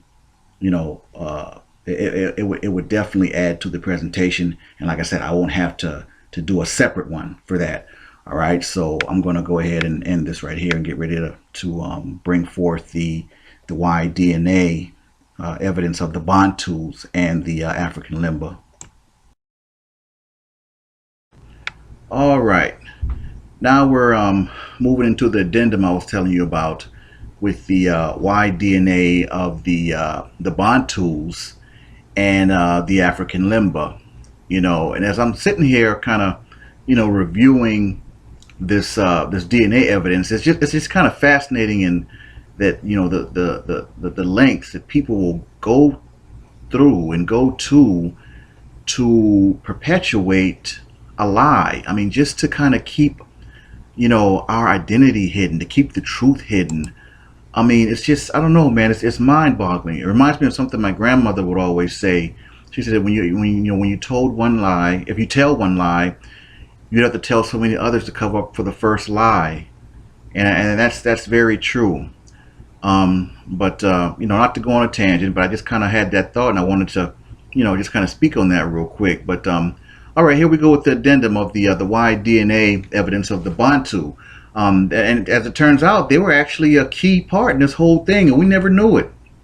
I always heard racists and these so-called smart-ass whites saying, "Oh, the black people, you black people are from Bantu expansion, and that," but they were saying it in a way that was supposed to be degrading, or it was supposed to be like, like so where Bantus were African and sub-Saharan and all this kind of stuff. Not even realizing that the Bantus were actually Hebrew Israelites, and they actually held the key to us unlocking who we were, and we never knew it. Right? So here it goes. Now here's the abstract on that DNA evidence. It says technological and cultural innovations as well as climate changes are thought to have influenced the diffusion of major language phyla in sub-Saharan Africa. The most widespread and the richest in diversity is the Niger-Congo phylum or phylum, thought to have originated in West Africa 10,000 years ago. Now, the expansion of Bantu languages, a family within the Niger-Congo phylum, 5,000, represents a major event in the past demography of the continent. Many previous studies on Y chromosomal variation in Africa associated with Bantu expansion with haplogroup E1B1A, and sometimes its subgroup or sublineage E1B1A7. However, the distribution of these two lineages extends far beyond the area occupied nowadays by Bantu-speaking people, raising questions on the actual genetic structure behind this expansion. All right, now, so basically what that's saying is that the Bantu expansion, when the Bantu expansion happened, that migration, it was almost like they're saying it was a whole new wave of people that came from somewhere, in a sense, right? Because it's like, and you'll see in the next slide or whatever that the Bantus are E1B1A, which we know now is Shem's bloodline, and you'll see as we move forward that no other tribe or no other in Africa pretty much has our DNA, which further gives off the impression or gives off the factual assumption that we are exclusive, all right, to the area, and we're mostly saturated in West Africa because that's not where we originated. Okay, so with that said, we're going to move on to the next slide. All right, in the spirit of saving time, because we still got a good ways to go with this presentation, but I'm very happy with where it is and where it's headed. I've covered a lot of information already. So with that said, I'll just start to kind of cover the highlights. All right, now here it says among the 5 populations, the homogeneity of the Bantu is striking. Now here again, they are marveling at our DNA and how different it is from all the other surrounding areas, all the surrounding groups. All right. Now let's go down here. It says the Bantu modal haplotype was not significantly associated with any single tribal group. Now let's say that one more time. The Bantu modal haplotype was not significantly associated with any single tribal group. Furthermore, no particular association of tribe and haplotype was immediately apparent. So again, what that's saying, that's verifying what my position has been from day one. Our DNA is exclusive to Africa, Western, Eastern, Northern, and Southern, because our DNA did not start there. That's why they're marveling at our DNA, talking about it striking and all this and that, because it's so different from all the other tribes and all the other so-called African groups in that area, because we are not from the same bloodline. That's all that's saying. That is all that is saying, that we, the E1B1A in the area, is so different because we're not from the same bloodline, and that's all it's saying. So, and they're like, wow, they're like, this is so amazing, but we already know why it's different from all the other bloodlines, because we're not the same people. On to the next slide. We are Hebrew Israelites, but we still have to be careful with a lot of these so-called geneticists and these scientists around the world, man.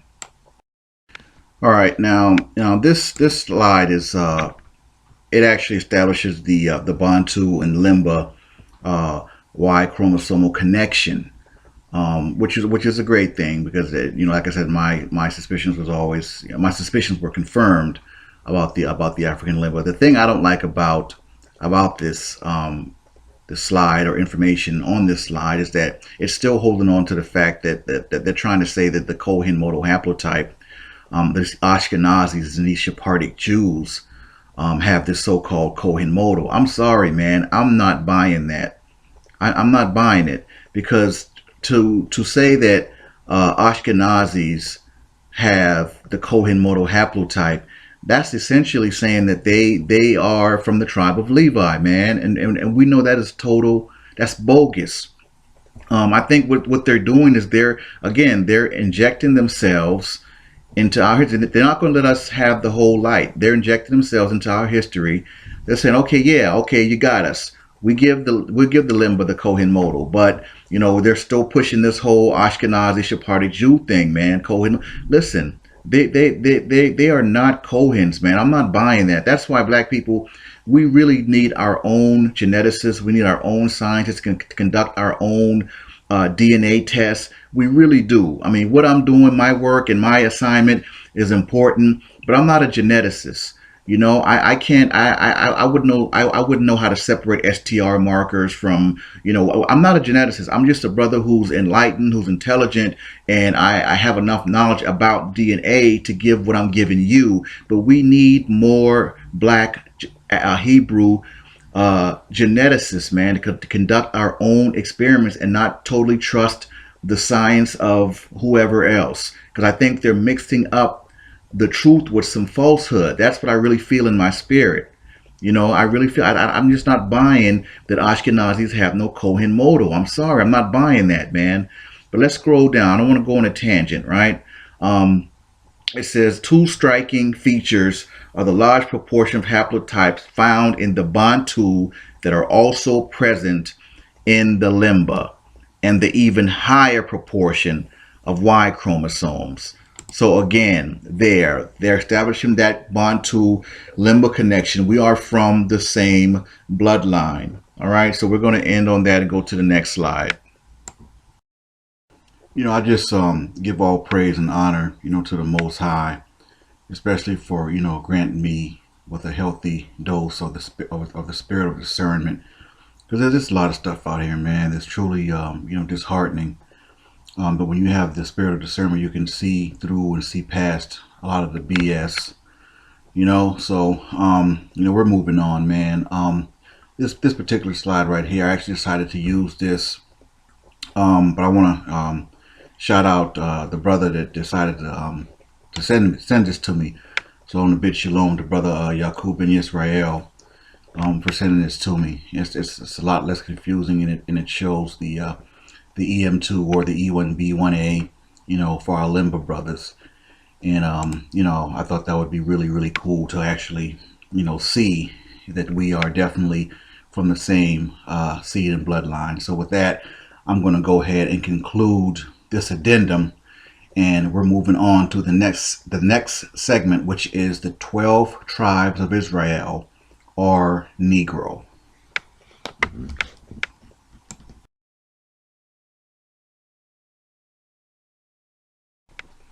All right, so here we are, the next segment. And as many of you already know, I'm very visual. I like to provide visuals to my presentation. So, I think it's you get more from a visual, actually seeing versus just hearing words, and talking about something. Now, this is a very, this whole presentation is important.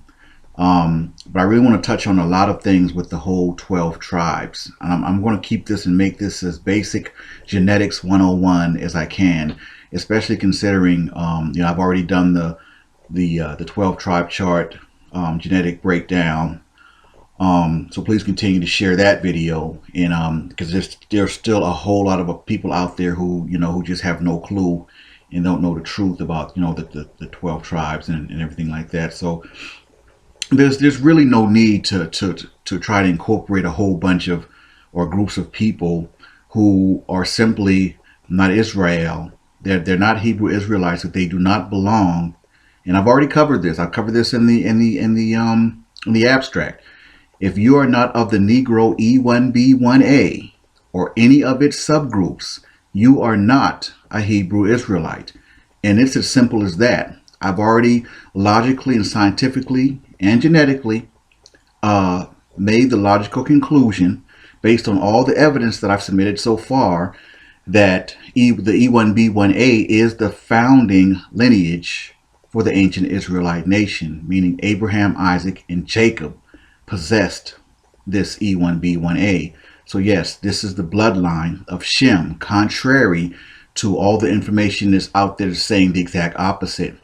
Okay? And I've already proven that. No one can dispute that. So with that said, let's get into it. Let's deal with this. I'm gonna bring this out because there's still a lot of stuff out there that's just not quite right or whatever. So all right, now we're gonna keep this simple. Okay? Jacob was a black man. He was a Negro. All right, I've already established that, so I don't have to beat that about your head or whatever. Jacob was a Negro.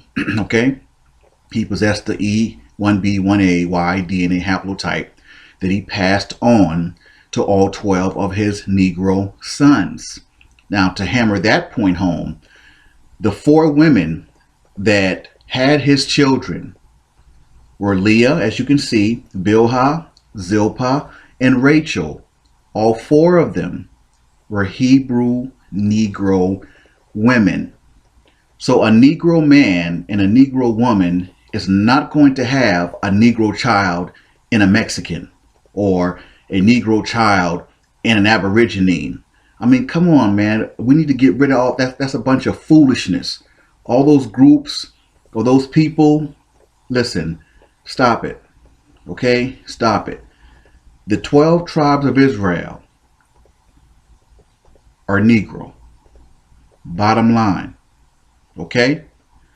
The 12 tribes of Israel today represent the E1B1A and all of its subgroups. That's Negroes and their seeds worldwide. Okay? So, with that said, it's simple. Like, for example, and I think I kind of touched on this a couple slides back, but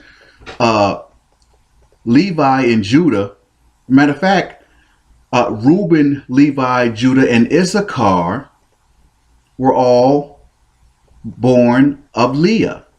So that means they had the same mother and father. Okay? So there's no way that a group of Indians are going to be from Reuben and a group of Mexicans are going to be from Issachar, and then you got Levi and Judah, they're supposed to be Negroes. And come on, man, that's just foolishness. Okay, let's kill all that 12 tribe stuff. That's foolishness, and genetics will never support that. Okay, let's stop that. Let's kill that, man. That's just foolishness. Okay, they had the same mother and father. Okay, Leah didn't birth a Mexican. She didn't birth an Indian. She birthed 6 black children for Jacob. That's what she birthed. 6 Negro males. And let's just keep it 100. Let's keep it all the way funky, man. She birthed 6 young black babies for Yaqub. Okay, and that's just that. It's as simple as that. All right, so we can just kill all that, and I think I've presented enough genetic evidence about the not only the complexion but the race of the original Hebrew Israelites. So I don't want to beat this about your head ad nauseum. I really don't. But I think it's important to address this because there's, like I said, there's still a lot of misinformation out there, and these guys running around, talking about this 12 tribe chart stuff, and it's just ridiculous. You got brothers out there got Aborigines thinking that they're Israel, man. I mean, come on with the foolishness, man. This is just foolishness. Stop it, please, stop it. All right. I mean, even if your intentions are pure, okay, you have no right, you have no authority, making people Israel or children of Israel that are not. It's as simple as genealogy, man. You have the bloodline or you don't. If you are not, the Negro is the key to Israel, period. If you do not have the Negro haplotype of E1B1A or any of its subgroups, you are not a Hebrew Israelite. Okay, and I'm moving on from that. But with all that said, and I want all of you to understand this, you need to get off this sort of racial or racist ideology about the 12 tribes of Israel and the descendants of the 12 tribes and all this race mixing stuff and all this. That's a bunch of foolishness. Okay, the 12 tribes or the descendants of the 12 tribes today. Yes, it's going to be Negro, but it's going to be all colors of Negroes. You have to understand that. Okay, the Hebrews have laid seed with all different races since we were scattered all over the world. That's just the harsh reality. Okay, but if a black man, rather he looks like Tiger Woods or Blake Griffin, okay, if he has the E1B1A Y DNA haplotype or any of his subgroups, that man is a Hebrew Israelite. I don't care if he looks like a black Chinaman or a black Filipino, whatever it is. It's all about DNA. It's all about that genealogy. Okay, the fact is, the descendants of the 12 tribes of Israel walking around today are all different shades of black people. Not black people and Indians, black people and Aborigines and all this different kind of stuff. Yes, the Puerto Ricans, the Dominicans, the Cubans, yes, they all have a percentage of Hebrew Israelites. Not all of them, but they do have percentages of Hebrew Israelites within their group. So let's kill all this whole racist thing. The 12 tribes, the descendants of the 12 tribes of Israel walking around in the earth today are very mixed looking in terms of different shades of black. But make no mistake, it still boils down to the Negro, that E1B1A bloodline of Shem. So with that said, I'm going to run off a whole bunch of pictures and slides of what the descendants of the 12 tribes of Israel look like today.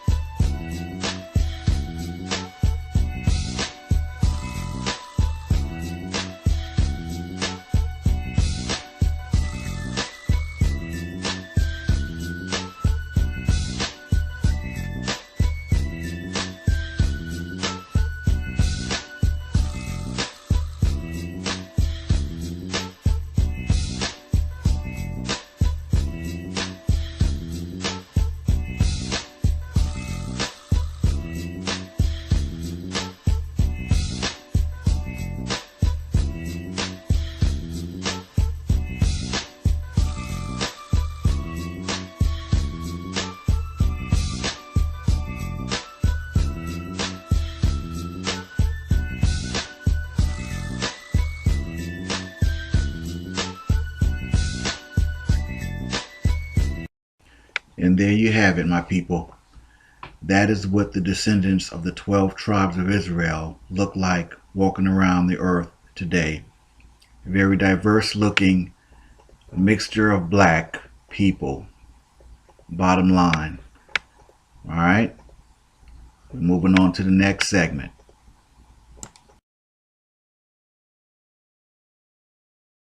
All right. Here is an addendum that I forgot to add on President Obama's Y DNA haplotype of EM35 or the E1B1B. And it clearly states, his father is from the Luo Nilotic from East Africa, Kenya. And it says Nilotic people have been investigated in studies of both autosomal DNA and Y DNA and carry predominantly haplogroup E1B1B. Okay, and it goes on to tell you some of the groups that they've tested and got samples from the populations. The Maasai, as a matter of fact, if you remember, the Maasai is one of the Hamite or the Hamitic Canaanite bloodlines that I showed the DNA for. And when I proved that the E1B1B was actually the Hamitic bloodline. So I forgot to add this addendum, but I thought it was very interesting to kind of see Barak and his Hamitic people. He's from the bloodline of Ham, and he, like I said, he has no genetic ties to us, man. He is one of them. He's not one of us, which is kind of, I don't know, it's kind of weird, but hey, it is what it is, right? Okay, moving right along. Now, some of you may know who this brother is. This is Luol Deng. He played for many years with the Chicago Bulls, and now he plays with the Miami Heat.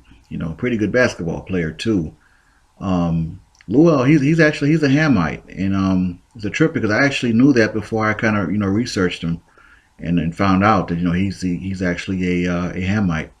And I don't know, something about that Ham bloodline. I just can tell someone from the bloodline of Ham. I don't know if that's a gift or what, but anyway, yeah, it says Deng was born in West Sudan, now South Sudan, a member of the Dinka ethnic group. And I don't know if you remember, but I actually showed some DNA data on the Dinka, and we have, zero genetic ties with that group. It's so clear, man. The people that we are not a part of in terms of bloodline, but you cannot tell more than half the world that they're just lost in the sauce, man. They look at us and they just kind of want to lump everyone together because, oh, you're all black, African people, all this kind of stuff. But nah, it's not that simple, man. And we're not all the same people. But not to go on a tangent, but yeah, the brother right there, Luol Deng, he's a Hamitic brother. And he's doing his thing in the NBA. So shout out to Luol Deng. Okay, I'm going to go into what happened to the E1B1A in this segment. But the simple answer is there were a couple things that happened as to why DNA test does not show that the E1B1A is from Israel, and it would kill all this nonsense that goes on. But the simple answer is this: there were a couple things. Number one, there was a mass exodus and a mass migration of the Y DNA haplotype of E1B1A. Bottom line, okay, and I'm going to show you exactly what happened and how it happened, okay, in this segment. But that's the simple answer. And ironically, the same reason why all these European haplogroups show up and trying to say that they're Israel and they're Middle Eastern and they're Semitic and all this kind of stuff, for the same reason that DNA tests show that they are Semitic and they are so-called Middle Eastern, it's the same reason why our DNA is showing that we're so-called West African, because when we migrated, when we all left out, they all came in, man. And that's it. Like, let's frame that, pause that. That's the very generic answer as to why DNA test does not show that we are Hebrew Israelites and we are from Israel. That is exactly why. When we moved out, all these other rebel groups and invader groups moved in. And that's what you have today in terms of DNA tests. They're getting data from rapists, man. They're getting data from the people that stole our land. They're getting data from the people that murdered us and killed us, murdered our women. I'm going to go into all that right now. Let's get to it, man. This is like the meat right here. What happened to the E1B1A out of Israel? Let's get it.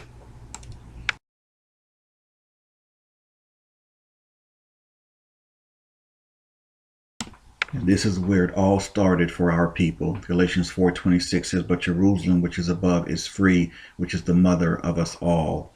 So not only were we in our land, but we were in the actual motherland. And there we were, we enjoyed the protection of the Most High. We lived, we thrived.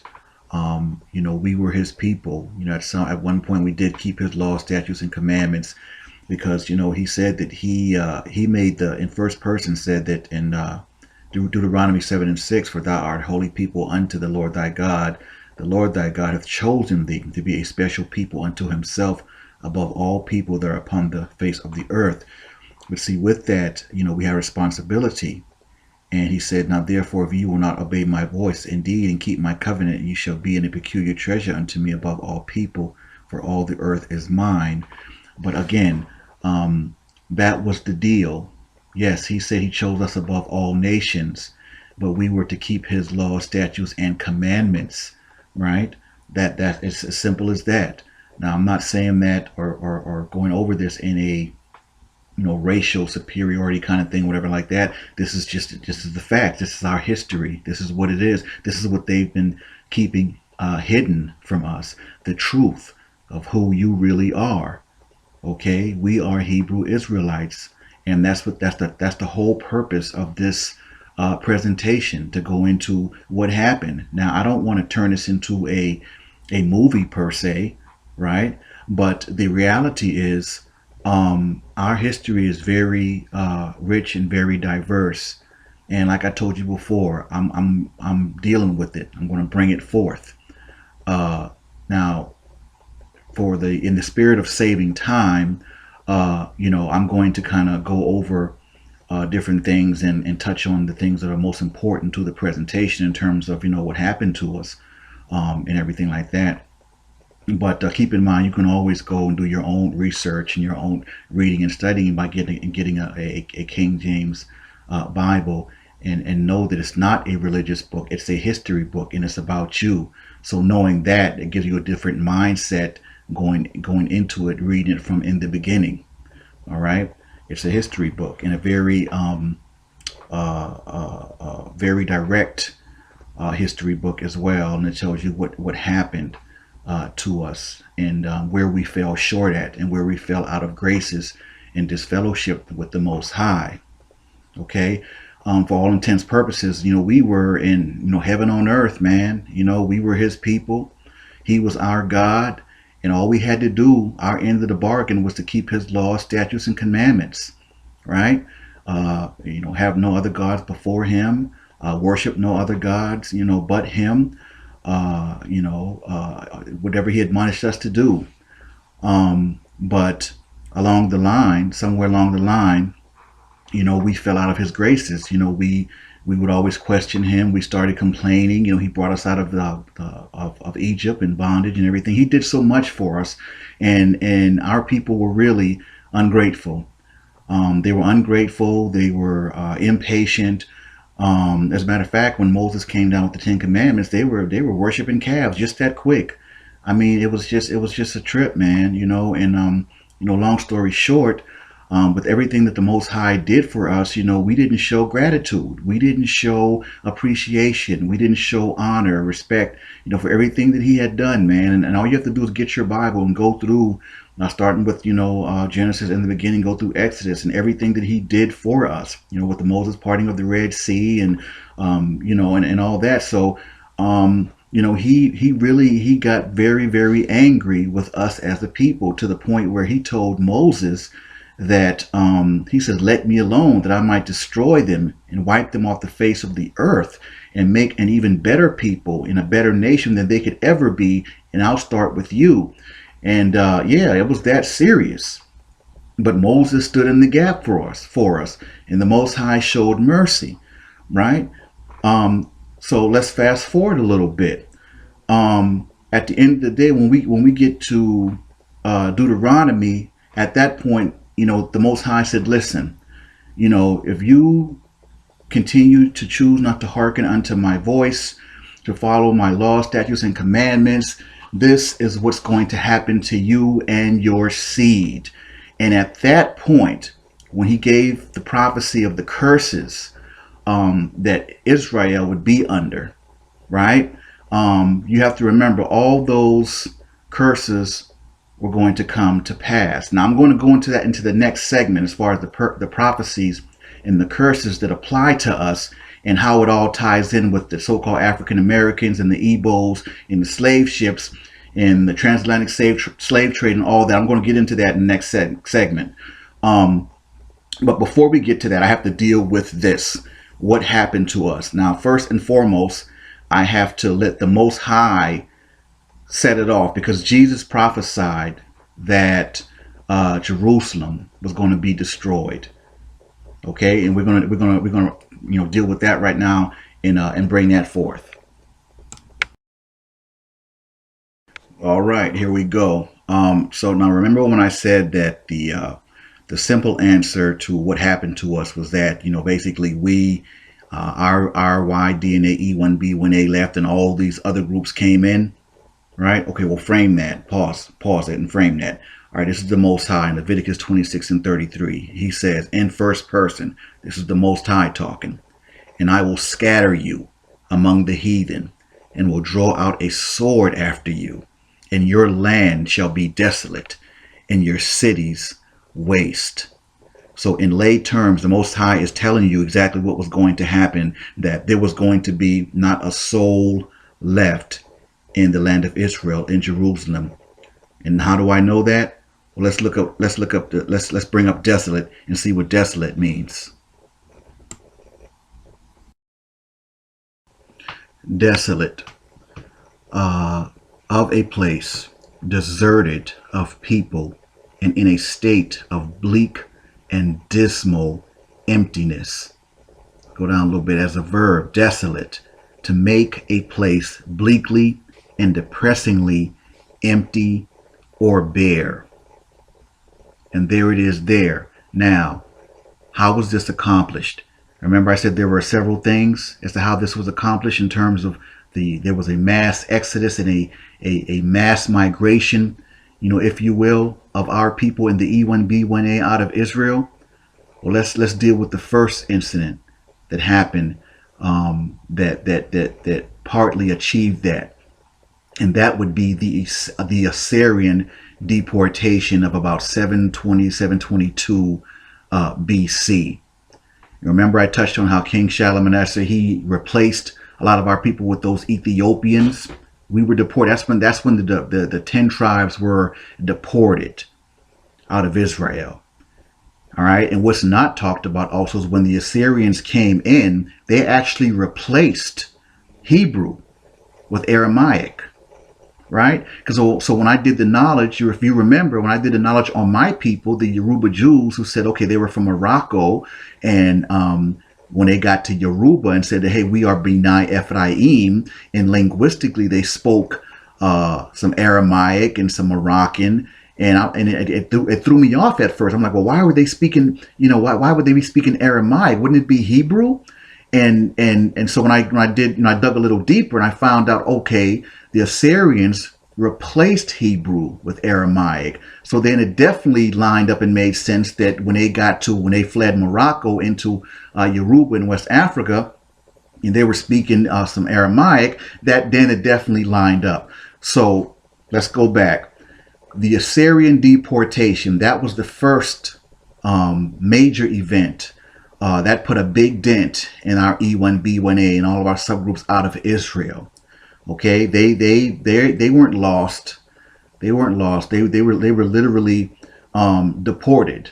Kind of like when the immigration comes and deports the Mexican brothers and stuff back to Mexico or whatever. But the thing is, and this is my personal opinion, the Assyrians had no right come and deport nothing. Nobody asked them to come to Israel, But anyway, not to go on a tangent, that was the first major event, the Assyrian deportation. So let's go a little bit into that, read a little bit on that, and before we continue on with the segment. Yep, the Assyrian deportation. You know, for all intents and purposes, this was the original Trail of Tears, man. You know, and you know, as I move forward, you'll see this didn't happen in just a day or a couple days or a couple months or a year even. You know, this was a long process. You know, over 20 years. But see, this is what happened when the Most High withdrew His protection from us, man. All hell broke loose. It was open season on us, man. And I mean, and these savages came up in there, and it wasn't like we didn't fight back. Please don't get it twisted. You know, we wouldn't on no singing, holding hands and singing kumbaya. No, we had our souls. We was doing our thing. You know, we definitely fought back as hard as we could. Many of us, you know, perished and died. You know, so you know we fought, man. But that Assyrian deportation, that took a huge chunk out of our migration up out of our homeland, man. And if you know, and if you look at that picture, man, I mean that's a sad picture. You know, you being deported from your homeland. Wait a minute, how you gonna deport somebody from their own land, man? Like where did they do that at, man? You know, but again, you know, to keep it in perspective, you know, the Most High, He told us, you know, we wanted to be stiff-necked and we wanted to complain and we didn't want to keep His laws, statutes, and commandments. And when He withdrew His protection, man, oh man, it was open season. And I'm going to be honest with you, it's been on ever since. It's been on ever since. So let's go on to the next slide and you talk about this Assyrian deportation / captivity for a little bit before we move forward and talk about the next event that pretty much did us in and did away with the E1B1A out of Israel. All right, the Assyrian captivity of Israel, or I like to refer to it as the Assyrian deportation of Israel. It said the northern kingdom of Israel was conquered by the Neo-Assyrian monarchs Tiglath-Pileser III and Shalmaneser V. The later Assyrian ruler Sargon II and his son and successor Sennacherib were responsible for finishing the 20-year demise of Israel's northern 10-tribe kingdom, although they did not overtake the southern kingdom. Jerusalem was besieged, but not taken. The tribes exiled by Assyria later became known as the 10 lost tribes. But make no mistake, the process was definitely underway for the E1B1A becoming not even a distinct memory of their own homeland of Israel. I mean, you know, trust me, I do understand and get it. And I know that we were totally responsible for where we are as a people and as a nation. You know, but for me, you know, all things, you know, considered, it's still pretty, pretty sad and somber, you know, in my spirit, you know, knowing the history of my people, man, and how we were, basically kicked off of our own land. And, you know, basically we were the original Native Americans, you know, you get technical. And so, yeah, that's kind of sombering, man. You know, even as I, you know, I've researched this, I'm going over it and I'm narrating and everything like that. I'm bringing the knowledge to all of you. It's still pretty sombering to know, what we went through as a people. And I mean, throughout history and what we're still going through today. I mean, it's just, yeah, it's pretty sombering. But moving right along. Now this Assyrian cuneiform, now this is very important. There's a lot of key things in this.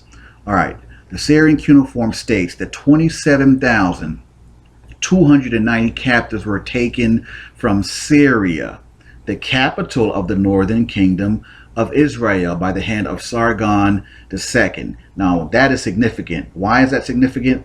Because when that happened, what's not listed here is when those 27,000 captives were taken from Samaria, okay, the Ethiopians were brought in and replaced them there, okay?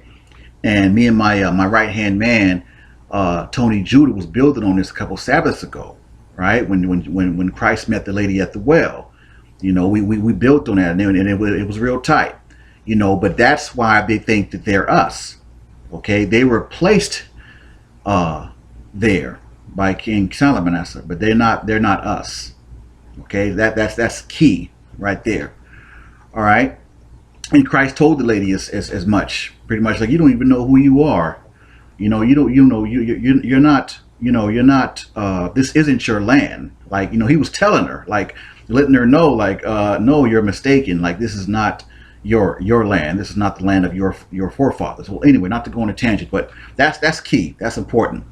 All right, and he says this Sargon records, of course, his first campaign, yada yada yada. He tells you right here in the first reign, the people of Samaria to the number of 27,000. So he actually tells you how many people were carried away. All right, and let's scroll down. He said the description of the final defeat of the northern kingdom of Israel above appears to be a minor event in Sargon's legacy. It says some historians attribute the ease of Israel's defeat to the previous 2 decades of invasions, defeats, and deportations.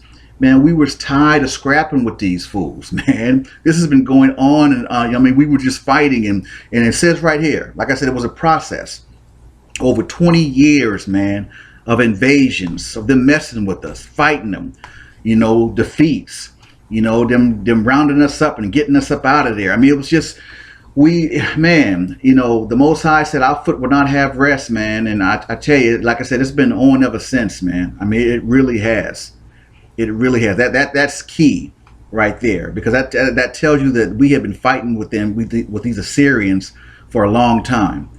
And not to get too far ahead, but Flavius Josephus, he accounts for, I mean, all of that. He has like literally a timeline of things that happened with our people in the destruction of Jerusalem and what happened with the Romans, and we'll get into that. I guess I don't want to get too far ahead, but that's key, because that tells you right there, man. We were fighting with them for a long time, and maybe I'm sure we were tired, man.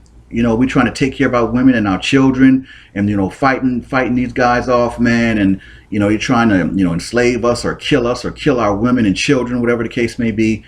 And it was a very long process of going through that back and forth. I can't even imagine what they were going through, man. Like really, I mean, like they weren't messing with anyone. If you look at history, and this is what gets me to my heart about our people, man. And this lets me know that we definitely really are different, in our spirit. Because if you look throughout history, you will not find not one time where Hebrew Israelites invaded nobody.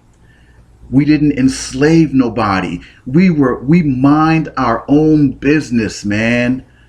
You understand? Even the Most High said, don't abhor a stranger. Because remember, you were a stranger in the land of Egypt. What does that mean? That means that as the chosen people, as his chosen elect, we have to have compassion, something that we were never shown. Think about that for a minute, my people. Compassion. In spite of everything that we had been through, the Most High admonished us to still show compassion, and also not to ever oppress one another or enslave one another. You will not find anywhere in history where a Hebrew Israelite, where we invaded anyone, where we oppressed anyone. And all throughout history, man, ever since, like I said, the Most High withdrew his protection, man, we was fighting for our lives, fighting for our freedom. I mean, it's been on ever since, man. Let me tell you something. Those curses are very real. The prophecies are very real. And I'm sorry I had to go off on a brief tangent, but I just had to speak on that, man. You look at history. We've never invaded anyone. We've never oppressed anyone. Okay, that goes against our nature. That goes against what the Most High always admonished and expected from us as a people. Don't abhor that stranger. Because remember, you were a stranger in Egypt. Come on, man. Think about that. But here we are fighting off these Assyrians, fighting for our lives, fighting for our homeland. And as you can see, slowly but surely, man, it was slipping away. Slowly but surely, man, our Y DNA of E1B1A was walking out of history.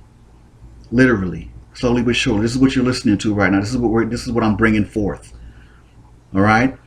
So let me continue. Let me read on. Some estimates assume a captivity numbering in the hundreds of thousands minus those who died in defense of the kingdom, and minus those who fled. That's key too. Those who fled voluntarily before and during the invasions. That's key, because a lot of us did flee. We fled into West Africa. I'll get more into that in the next segment when I deal with the Roman destruction. But lastly, however, it has also been suggested that the numbers of deported by the Syrians were rather limited, and the bulk of the population remained in situ. There is also evidence that significant numbers fled south to the kingdom of Judah. And that's key, because that would explain how some tribes from the north, or like for example, why some from Ephraim actually got kind of caught up with Judah. And that's why we're kind of mixed up today, even in America. You have some from the tribe of Judah, from the tribe of Ephraim, with the Igbos over there, and they're from Gad. So that would actually explain the mixture. So with some from the north fleeing south, that definitely is key. And I wanted to kind of speak on that real quick. It's a trip how everything just kind of lines up, man. But everybody hang on in there. I've covered a lot, but we're running up on the end part of the presentation. All right, now before I deal with the very last part of the Assyrian deportation, I want to refer back to what the Most High said, in first person, because it's relevant, and it ties everything together. All right, Leviticus 26:32 and 33, he says, "And I will bring the land, which is Israel, into desolation." And we already defined what desolation is. That means totally empty, devoid. "And your enemies, which dwell therein, shall be astonished at it. And I will scatter you among the heathen, and will draw out a sword after you. And your land shall be desolate, and your cities waste." All right? And the Most High says, "I am the Lord, and I change it not." And let me tell you, when he says something, that's exactly what he means, man. I can't even begin to tell you the amount of enemies that have come through Israel and tainted their blood with the Holy Land, to the point where you got DNA thinking that they're actually Semitic. It's crazy, man. It's crazy. But he said it, and he meant it. He said, I will bring the land into desolation, and your enemies which dwell therein shall be astonished at it. So on to the very last slide before we go and end it with the Roman destruction of Jerusalem in 70 AD. And as much research as I've done, all this still just kind of boggles my mind, man. It really does. All right, moving right along. This is the last slide. It talks about the return. Now it says, "Unlike the kingdom of Judah, or Yehuda, which was able to return from its Babylonian captivity, the 10 tribes of the northern kingdom never had a foreign edict granting permission to return and rebuild their homeland. Many centuries later, rabbis of the restored kingdom of Judah were still debating the return of the lost 10 tribes. However, Assyria had been conquered by Babylon, and Babylon had been conquered by the Medo-Persians." It's insane, man. All this conquering and invading, and why don't everybody just stay on their own home country turf, man, and just leave everybody alone, And we're not even having this conversation. Our people, our E1B1A is showing up in Israel. We're doing our thing, and don't mind me. I'm just thinking out loud, man. But yeah, I kind of got a problem with that whole lost 10 tribe thing. Tribes ain't lost, man. Like the brother said in the African Limba video, we are not lost. We are scattered. Yep, I agree. All right, we're moving right along to the next segment. The Roman destruction of Jerusalem, 70 AD, the event that ended it all. Okay, and once again, because it's important, the Most High had already put it out there. the total destruction of Israel, of Jerusalem. He said it was going to be desolate, okay, and the cities were going to be waste. All right, that was prophesied, and he said that in the first person, okay. And then Christ, the Messiah, he prophesied that Jerusalem would be totally destroyed. And as you can see, he says, and Jesus said unto them, see ye not all these things? Verily I say unto you, there shall not be left here one stone upon another that shall not be thrown down. And that, my brothers and sisters, is him prophesying the total destruction, Roman destruction of Jerusalem, 70 AD. Again, the event that ended it all, and quite possibly the saddest day in the history of our people and the history of the E1B1A. Let's get it. Yeah, the Roman destruction of Jerusalem, 70 AD. When I say that, this is quite possibly the saddest day in the history of our people, in the history of our YDN of E1B1A, that's definitely not an understatement. The Romans carried out, man, such, destruction, cold, callous, no mercy. They killed women, children, the elderly, priests. The body, it was so many bodies that the Romans killed. They didn't have places to put the bodies, man. It was that bad. It was that bad. It was total decimation. And I'm gonna, submit some slides. We're gonna kind of talk about it more in depth, because there was a quote unquote Roman Judean by the name of Flavius Josephus who wrote and gave a first-hand account as to what he saw and what happened. As a matter of fact, he actually has a chronology of events with when this took place. So definitely check out the complete works of Flavius Josephus if you have not done so. All right, because like I said, he gives firsthand knowledge on what he saw and what happened, man. And it was. I can't even put it into words how awful and how bad it was, man. I'm serious. I'm not even over exaggerating. They did us dirty. They did us really, really dirty. Those Romans, man, they really did. But this event in human history is what completely altered the trajectory and migration of our Y DNA haplogroup of E1B1A, our blood lineage, and our nationality as Hebrew Israelites. See, we either fled to West Africa, we were, captured and sold, as slaves there.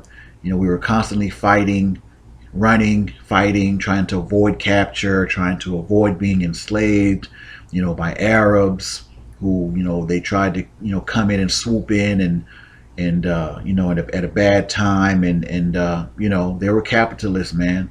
And they knew that we were cursed, and they called us Yehudi. They knew that, man. They knew who we were, and they know who we are right now. So our DNA only picks up where we ended up, not where we originated in Israel.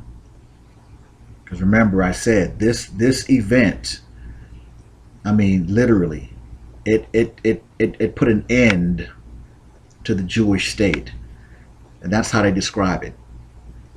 It literally put an end to the Jewish state. Now you might ask, well, so how does that exactly, show that, or how did it get rid of the E1B1A? Well, in simple terms, when it was all said and done, there was no one left.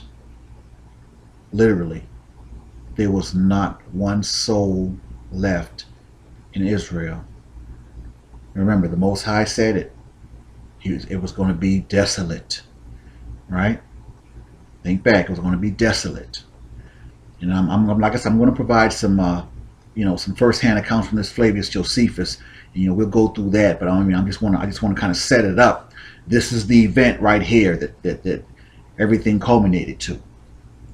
I'm serious. I can't put into words how bad it was, man. Seriously, I definitely highly recommend you all Googling either the destruction of Jerusalem or the siege of Israel, something like that, or even like the complete works of Flavius Josephus, PDF or something.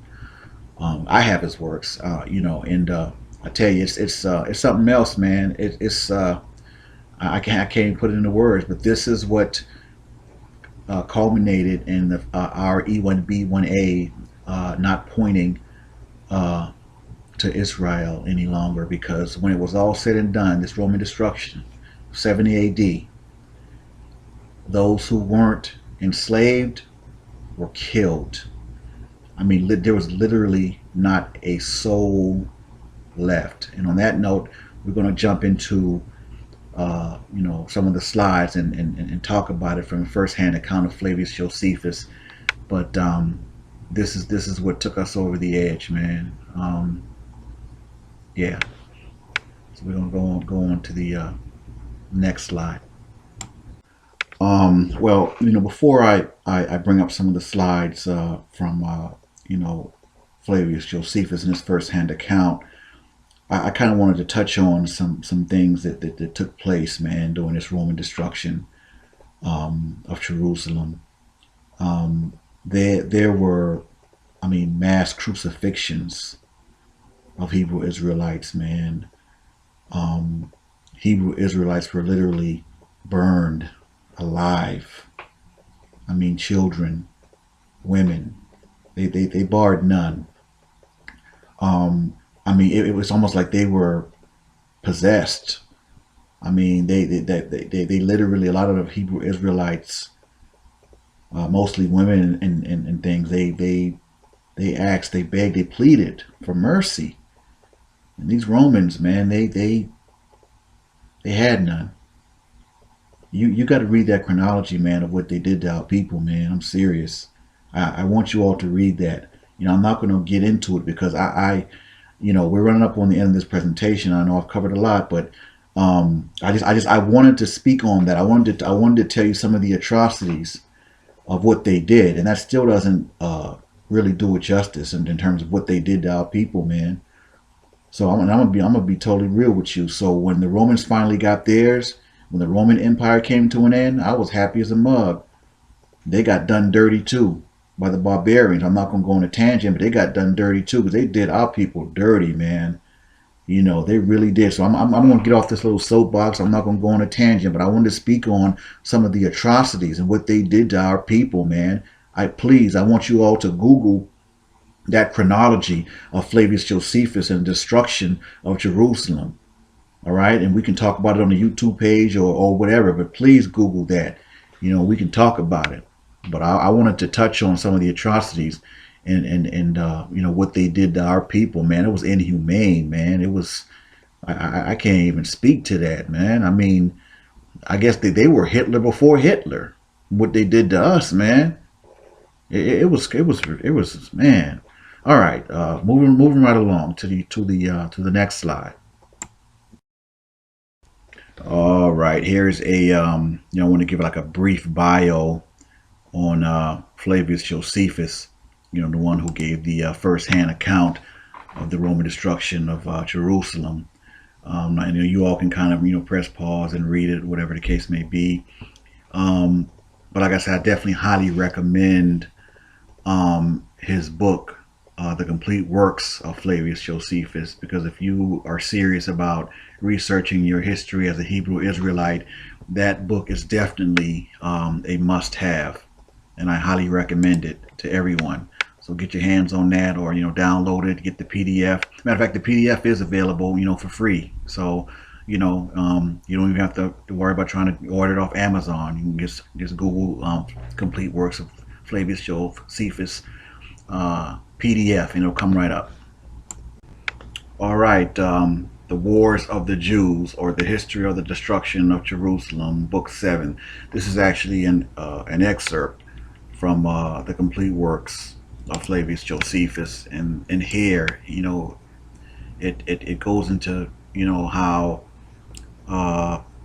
containing the interval of about 3 years, and from the taking of Jerusalem by Titus to the sedition at Cyrene, and how that an entire city of Jerusalem was demolished. And if you go down a little bit, here's where we get the first-hand account verification that there was no one left in Israel. It says, now as soon as the army had no more people to slay or to plunder, because there remained none to be the objects of their fury.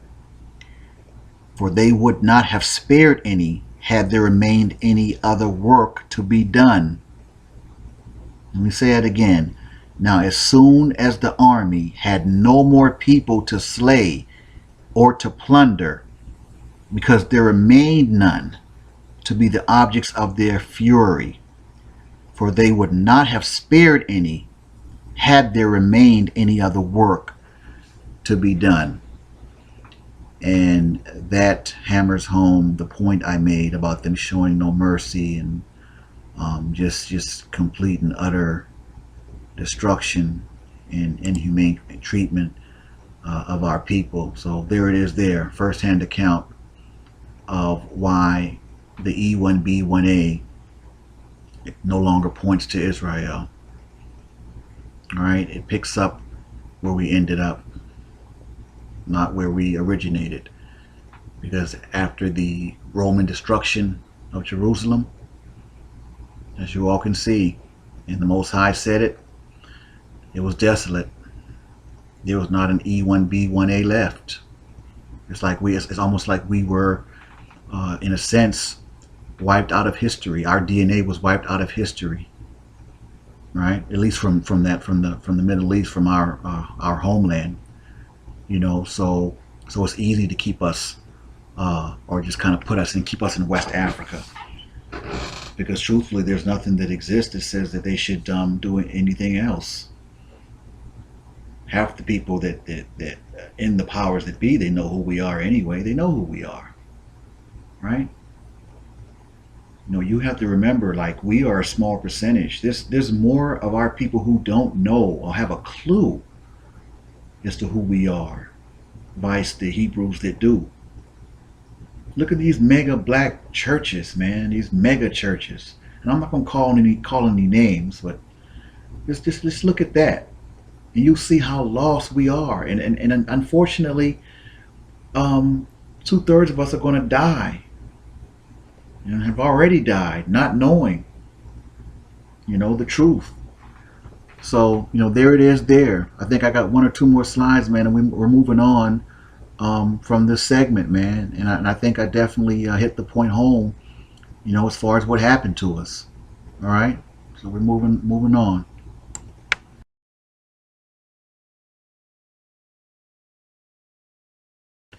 All right.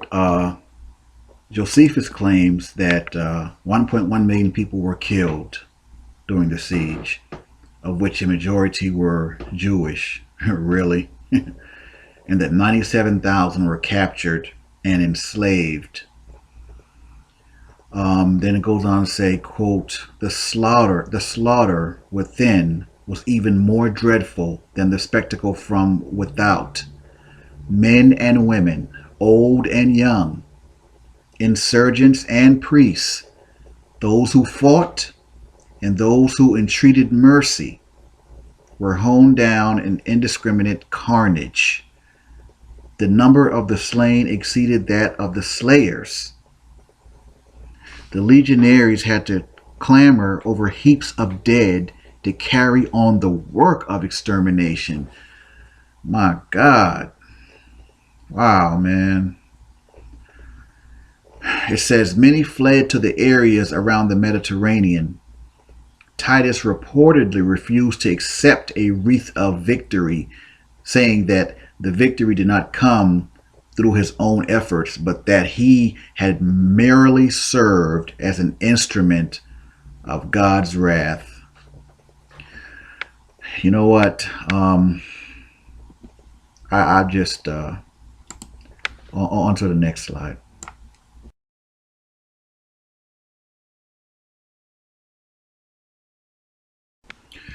Okay, so it says the Roman legions quickly crushed the remaining Jewish resistance. So, like I said before, we fought and we fought hard and we fought, valiantly, but in the end, it just wasn't enough. We clearly we were, overwhelmed.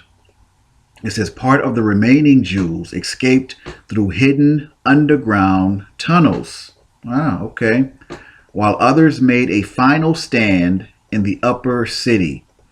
This defense hailed the Roman advance as they had to construct siege towers to assail the remaining Jews. The city was completely under Roman control by September 7th, and the Romans continued to pursue those who had fled the city. Wow, talking about adding insult to injury. And I want you all to Google the Google Masada. All right, Google that in relation to the Hebrew Israelites and the Roman destruction. All right. That's going to conclude this segment in terms of I definitely have shown and proven what happened to the E1B1A and why it does not point to Israel, like I said I would. And that concludes this segment.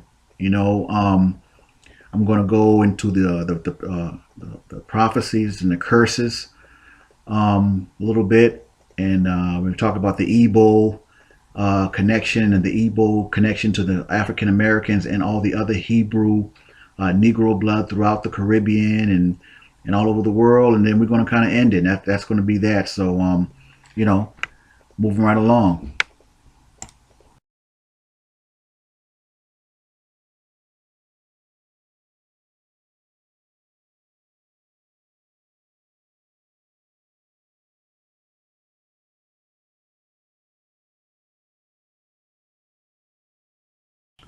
All right. Now, this segment I definitely wanted to add and touch on because it deals with who we are by way of Scripture. Now, that's one of the beautiful things I love about being me, is that I have the knowledge and the wisdom of the genetics and the science and all that. But at the end of the day, it still goes back to Scripture for me. So now this isn't for my Hebrew brothers and sisters per se, but for those brothers and sisters who may have been watching my videos and still kind of putting all this stuff together, I want to show you from the scriptural standpoint, and I told you a couple segments back that the Holy Bible is actually your history book. It's not a religious book. Contrary to popular belief, it's a history book and it's about you. Okay, now these curses in the book of Deuteronomy, they deal specifically with our people or the children of Israel. Okay, those people, and I'll go through it in this segment, and I'll try not to draw it out too long, but I want you all to understand that no other group, okay, on this planet fits these curses. Okay, now I've already proven everything I needed to prove genetically in terms of who we are. Okay, we are Hebrew Israelites. As far as I'm concerned, the DNA is the cherry on top, because I believed who we were just from Scripture, just from these scriptures. I mean, truth be told. But I'm also a firm believer in that it's not about what you believe or what you believe It's what you can prove, right? So with that said, I'm going to go through this section, the curses in the book of Deuteronomy, and show you how it identifies and is talking about us, all right, to the T. So we're going to start here with Deuteronomy 28:15, and it says, "But it shall come to pass, if thou wilt not hearken unto the voice of the Lord thy God, to observe to do all his commandments and his statutes, which I command thee this day, that all these curses shall come upon thee and overtake thee." Okay, Deuteronomy 28 and 68.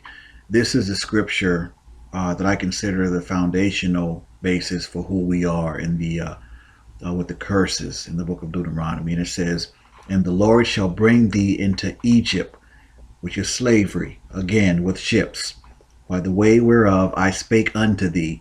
Thou shalt see it no more again, and there ye shall be sold unto your enemies for bondmen and bondwomen, and no man shall buy you or save you." Now, the only group of people that were sent into slavery on ships were so-called African Americans. And in that, there's no doubt, okay, because as Hebrew Israelites, we wouldn't have needed a ship to get to actually, to Egypt actually. So Egypt is actually another word for slavery. So the Most High said he was going to put us back into slavery. Okay, now, the West Africans that were sold to the Europeans into slavery came from Nigeria. Okay, and those West Africans, quote unquote, that was on those ships coming into slavery via the transatlantic slave trade, guess what? They mostly were Igbos. Okay, so let's put it together. So the Igbos are actually what we call African Americans now today in America. Right. So the E1B1A, that's why we share that, because most of us are descended from the Igbos. The Igbos are the ones that were on those ships that went into slavery and got sent all over the place in the transatlantic slave trade. So truth be told, the Igbo, that is the key in the Negro Hebrew blood that was sent off to Puerto Rico, to Brazil, to the West Indies. Right. So like, see, now you're clicking. The mind is clicking now, right? All right. So I'm tying all these things together. Okay. That's why it says so-called African Americans are actually Igbos, or the descendants of Igbos. All right. Let's move on. Let's continue. This is the story of the Igbo, 25 million strong, a people once under siege by their very own government. Biafra declared its independence. And a people once captured and shipped across the Atlantic by the hundreds of thousands. A people who helped build America, and a people whose descendants are now discovering their Igbo roots, raising questions of cultural identity for countless African Americans. Many African Americans actually do not know that they have Igbo heritage. The chances of their being Igbo is much, much higher than their chances of coming from Ghana or from Western Nigeria. If you're from the right county in Virginia, you probably have a 60% chance of having Igbo ancestry. All right. Now, I included that little piece on the Igbo so you could visually tie in what I had just told you about the Igbo, African American, and all the other Negro-related groups throughout the world, pretty much, and how they're all connected to the Igbo. It all points back to the Igbo. So back to the curses of the book of Deuteronomy. All right. Now, in these next few curses, they're going to detail the life of a so-called slave here in America to the letter, starting with Deuteronomy 28 and 30. It says, "Thou shalt betroth a wife, and another man shall lie with her. Thou shalt build a house, and thou shalt not dwell therein. And thou shalt plant a vineyard, and thou shalt not gather the grapes thereof." Betrothing a wife and another man lying with her, that is the so-called African or black slave, and the slave master sleeping with his wife at will. And it was common knowledge that happened all the time, and happened quite a bit. All right, on to the next one. All right, Deuteronomy 28 and 41 says that thou shalt beget sons and daughters, but thou shalt not enjoy them, for they shall go into captivity. And it's also common knowledge that the children were always literally yanked from the arms of their slave mothers and fathers and sold into slavery. This was commonplace, and even in that movie Roots, man, it was real popular. when they sold off, even though Kizzy was grown, they sold her off against the wishes of her mother and father. So that went on a lot, and that definitely ties in with the African slave experience here in America. All right.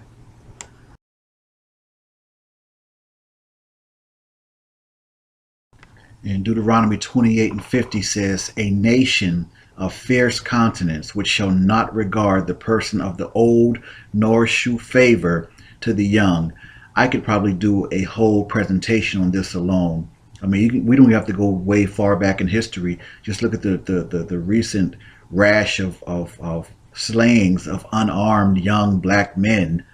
And then, of course, you go to history. Look at Emmett Till, 14 years old, man. I mean, he was a child, and grown men beat and torture him, for allegedly whistling at a white lady, right? 14 years old, he was a child. Look at George Stinney. He was 14 years old, the youngest person ever electrocuted, man. The state of South Carolina killed that young man, railroaded him for a crime he couldn't have committed, and he didn't commit it. And the old pervert white man who actually committed the crime and killed the two little girls, he admitted on his deathbed, and they still have yet to give that young man a pardon, in his death.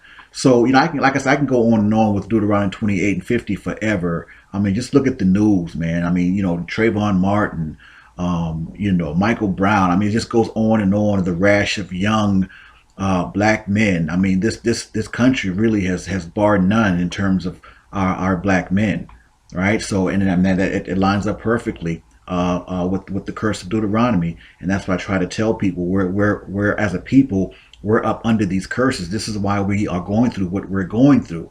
All right, on to the next slide. And Deuteronomy 28:48 says, "Therefore shalt thou serve thine enemies, which the Lord shall send against thee, in hunger, and in thirst, and in nakedness, and in want of all things. And he shall put a yoke of iron upon thy neck, until he hath destroyed thee."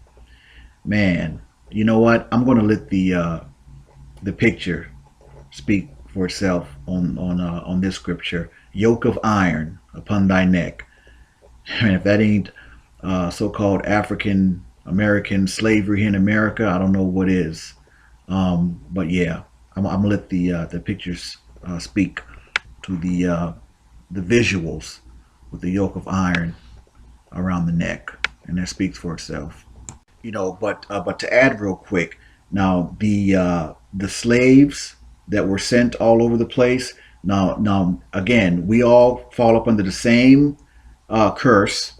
So yes, I'm pretty sure there were other slaves in these different islands and Portugal and all this kind of stuff that experienced the yoke. So I don't want to make it seem like African Americans was the yoke was exclusively on our ancestors' necks, because we all fell up under the same curses and we were all slaves. The Igbos were sent all over the place. So I want to kind of clear that up. I'm not trying to say that so-called African Americans were the only ones that had a yoke of irons on the neck, because all of the rest of our people that were sent all over the place were slaves and probably had yokes of iron around their neck as well. So I just kind of wanted to clarify that. All right.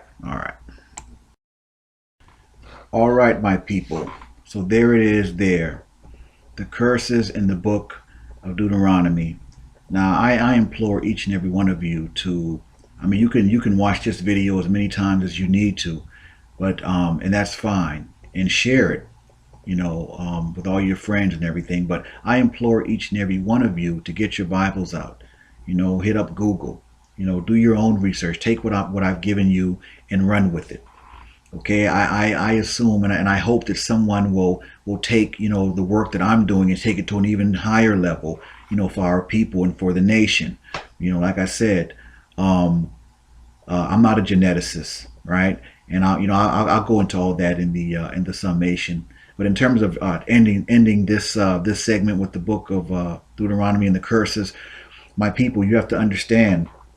Some of us will read those curses and still deny or not see what it's telling them right there in the in their face, telling you who you are. I mean, that Just that, and I didn't include every single. I just included the top ones or whatever.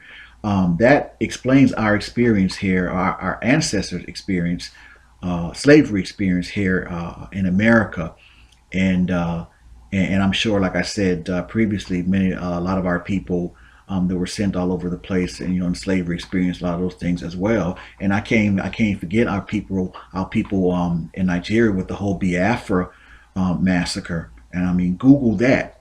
You understand? Google that. I mean, we lost, man. I'm telling you, we've been up under these curses, and we are all from the same seed. So we've all been affected by the curses of the Book of Deuteronomy.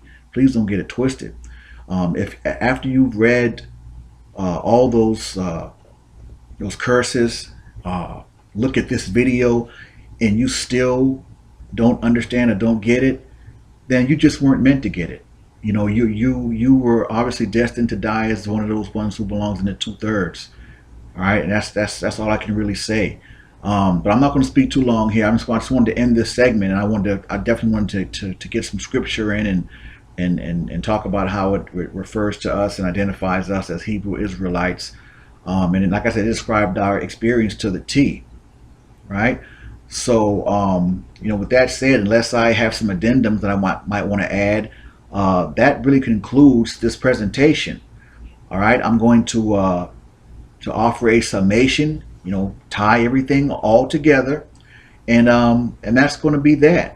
But I want to thank everyone for supporting me and sharing all my videos, and I appreciate all your comments and engaging me in the Facebook community, and the Hebrew Haplogroup Nation, man. We're rising. So let's get the truth out there, man. I appreciate each and every one of you, and I'm going to continue to bring you the absolute truth. All right. And on that note, I'm gonna go ahead and bid everyone shalom, and I'm gonna end this entire presentation with a summation, and that'll totally end everything. But lastly, Psalm 83:4. That's one of my most favorite. It says, "They have said, 'Come, and let us cut them off from being a nation, that the name of Israel may be no more in remembrance.'" And my people, I submit to each and every one of you, that's exactly what they've done. Because many of us, we have no idea who we really are, even when faced with evidence, proof. We are so lost, man. It's ridiculous. But only thing I can say is I will continue to do my part to fight, man, to get the truth out, and try to awaken as many of my people as I can. That's all I can say. That's all I can do, and that's my prayer, and that's my hope. But you have to have the spirit of discernment and be receiving, and know who's talking to you and who's talking to your spirit, man. I mean, because we're messed up. We have to come from Christianity. That's not who we are. And when I say we have to come from Christianity, that's not a knock against Christ, because Christ is the King of Israel. But the actual religion of Christianity is what's hurting my people, because Christianity is teaching y'all to do everything that the Most High told us not to do. And I'm not going to go on a tangent, but we really have to really come from that, man. We are Hebrew Israelites. That's our nationality. Okay, it's not a religion. It's a way of life. That's our nationality. That's who we really are. We're not from Africa and all that. But again, I just want to kind of speak to that real quick. But I'm gonna come with the summation, and I'm going to end this thing out. All right. Shalom, everyone. Before I embarked on this journey, committing to extensive and sometimes exhaustive research for putting this historic and revelatory presentation together, the first of its kind, actually, I made a pledge to each of you that it would be extremely comprehensive and no stone would be left unturned. As such, I pledged that once the presentation was completed, regardless of length, I would leave no doubt as to who the Hebrew Israelites were and who the descendants of the 12 tribes of Israel are in the earth today. From my very first DNA teaching video to my personal DNA results video, which I highly recommend viewing to those who haven't done so already, My constant position has been that it's not simply about beliefs or even a belief system. It's not about what you think. See, anyone can say anything, but that doesn't make it true, and it certainly doesn't make it factual. So you could have been told a lie your entire life with respect to your history, who you are, who your biological parent or parents are, your ancestors' place of origin, etc. But your DNA can and will reveal your genetic truth. DNA separates fact from fiction, and it takes the guesswork out. It can either verify long-held family oral traditions that have been passed down for many years, or totally refute it, as in the case of the Tennessee Melungeons, a mixed race of people who for many, many years claimed to be of some type of exotic Portuguese mixture in other races, but didn't identify with one per se. Well, DNA revealed the Melungeons' true origin. Their bloodline was the result of an African male, or what geneticists call sub-Saharan African, and a European woman. And just like that, all the exotic sensational rhetoric regarding their place of origin went right out of the window. But see, that's the power of DNA and genetics. And with that same power, I was able to establish the bloodline of Shem and the bloodline of Ham, both sons of Noah.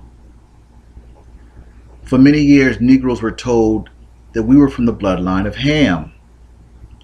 But the Zondervan Compact Bible Dictionary directly refuted that when it said that Ham became the progenitor of the dark races to include Ethiopians, Egyptians, Canaanites or Africans, and Libyans, but not the Negroes.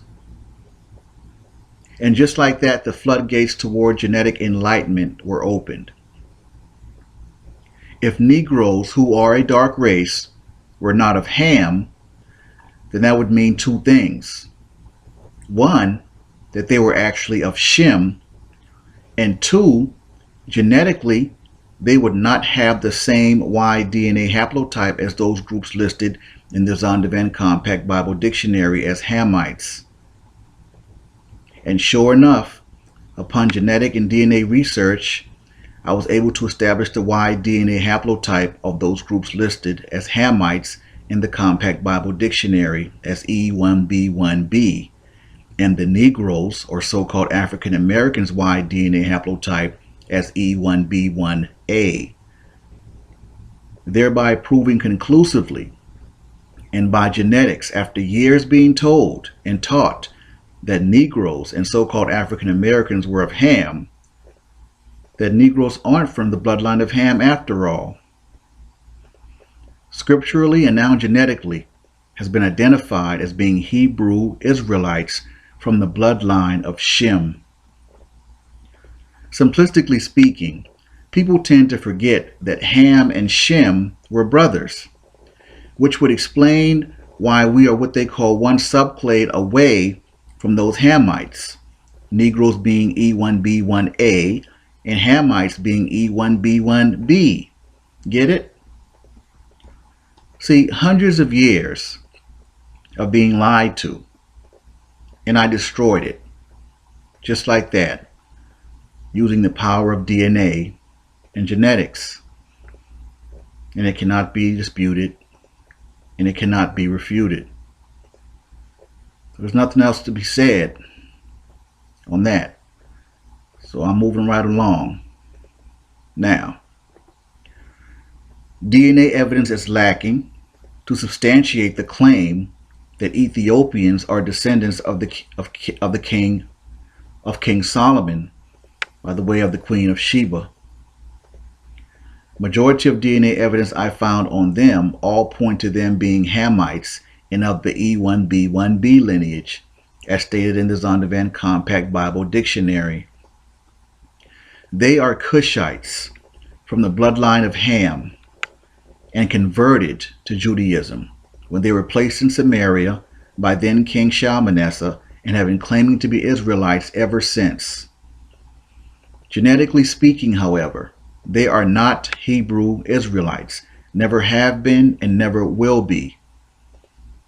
They're essentially over there in Israel living a lie with those other Gentile Ashkenazi Jews who are from Magog and Gomer, i.e. the bloodline of Japhet. See, I speak with authority and much confidence because what I'm saying is backed not only by scripture, but by science. And I stand on this truth against anyone. You can espouse all the lies you want, but a person's DNA cannot be altered or changed in any way. It's as unique as no two people having the same exact fingerprints. I showed what happened to the E1B1A and why our DNA no longer points to our true homeland of Israel, and why it picks up now almost exclusively as West African in origin. But I've also proven that we do not share the same DNA as any local Western, Eastern, Northern, or Southern African tribe. Why? Because we are not the same people, nor are we from the same bloodline, despite having similar physical characteristics. I addressed and disproved the lies that the E1B1A is an African haplogroup that originated in, they say, East or Northern Africa, by showing that our DNA actually trails off when it gets to those regions, which means our DNA is pretty much separate and exclusive from all those Hamitic African tribes. Additionally, I showed that the E1B1B groups are the ones that came out of East and Northern Africa, not the Negroes E1B1A. Clearly, they have us confused. I've shown and proven that the original Hebrew Israelites were dark-skinned Negroes, not dark-skinned quote-unquote Middle Eastern looking, using the African limba as prototypes to prove my thesis, because they've already tested positive for the Kohen-Modo haplotype, and therefore are from the tribe of Levi, the priestly tribe of Aaron, and are clearly dark-skinned and Negro, as Levi obviously was a dark-skinned Negro, as well as the other 11 sons of Jacob.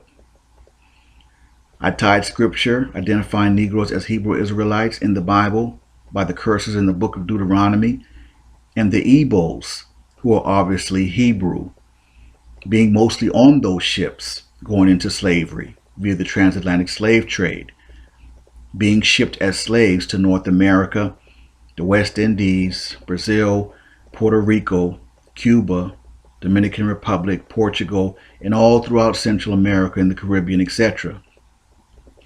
The E1B1A Y DNA haplotype and all of its subgroups are the descendants of Hebrew Israelites. If you do not belong to either of those groups, you are not a Hebrew Israelite by blood lineage. Bottom line. I don't care what lies other people have been telling you and getting you to believe. Now, I don't care what group it is. All right? That information is false. I already dissected the 12 tribe chart genetically. All right? It's a simple matter of genetics. You have the Hebrew DNA of E1B1A or one of its subgroups, or you don't. I mean, really, it's as simple as that. This ain't Chinese math over here. And I still urge all of you so-called, Egyptologists, running around talking all this Egyptology stuff, to take a DNA test, man. Really, I mean, because you cats are annoying. Take the test, all right, and stop wasting your time and breath because you're fascinated, with this Egyptian culture. That culture is not yours by birth or nationality, and definitely not by DNA. And if you think it is, take the test and get your Y DNA haplotype, post it, and prove it. Or stop your madness, man. Just stop your noise, man. I'm not hearing none of you cats. All right? Again, if your Y DNA haplotype is E1B1A or either of its subgroups, you are from the bloodline of Shem and a Hebrew. Deal with it. I did exactly what I said I was going to do with this presentation. And I urge you all to continue sharing this historic and groundbreaking video while committing to getting this word out. I have to admit, since I stepped on the scene, the game has changed in a major way. And I give all praise and honor to the Most High for His grace and mercy and for the revelations. If any of you want to be sure of your Hebrew lineage, you have to take a DNA test. There's no way around it, unless you want to continue to believe blindly. And that's fine too if that works for you. But they are brothers and sisters, and right here in America, that look like us, but are not from our bloodline. Not a huge percentage, but they exist. This is why DNA testing is crucial, to obtain that Y DNA haplotype and know for sure. I'm E1B1A 7A. Hebrew Israelite all day, man. B'nai Ephraim. And on that note, I conclude this presentation. I thank you all for your continued support, and I bid you shalom.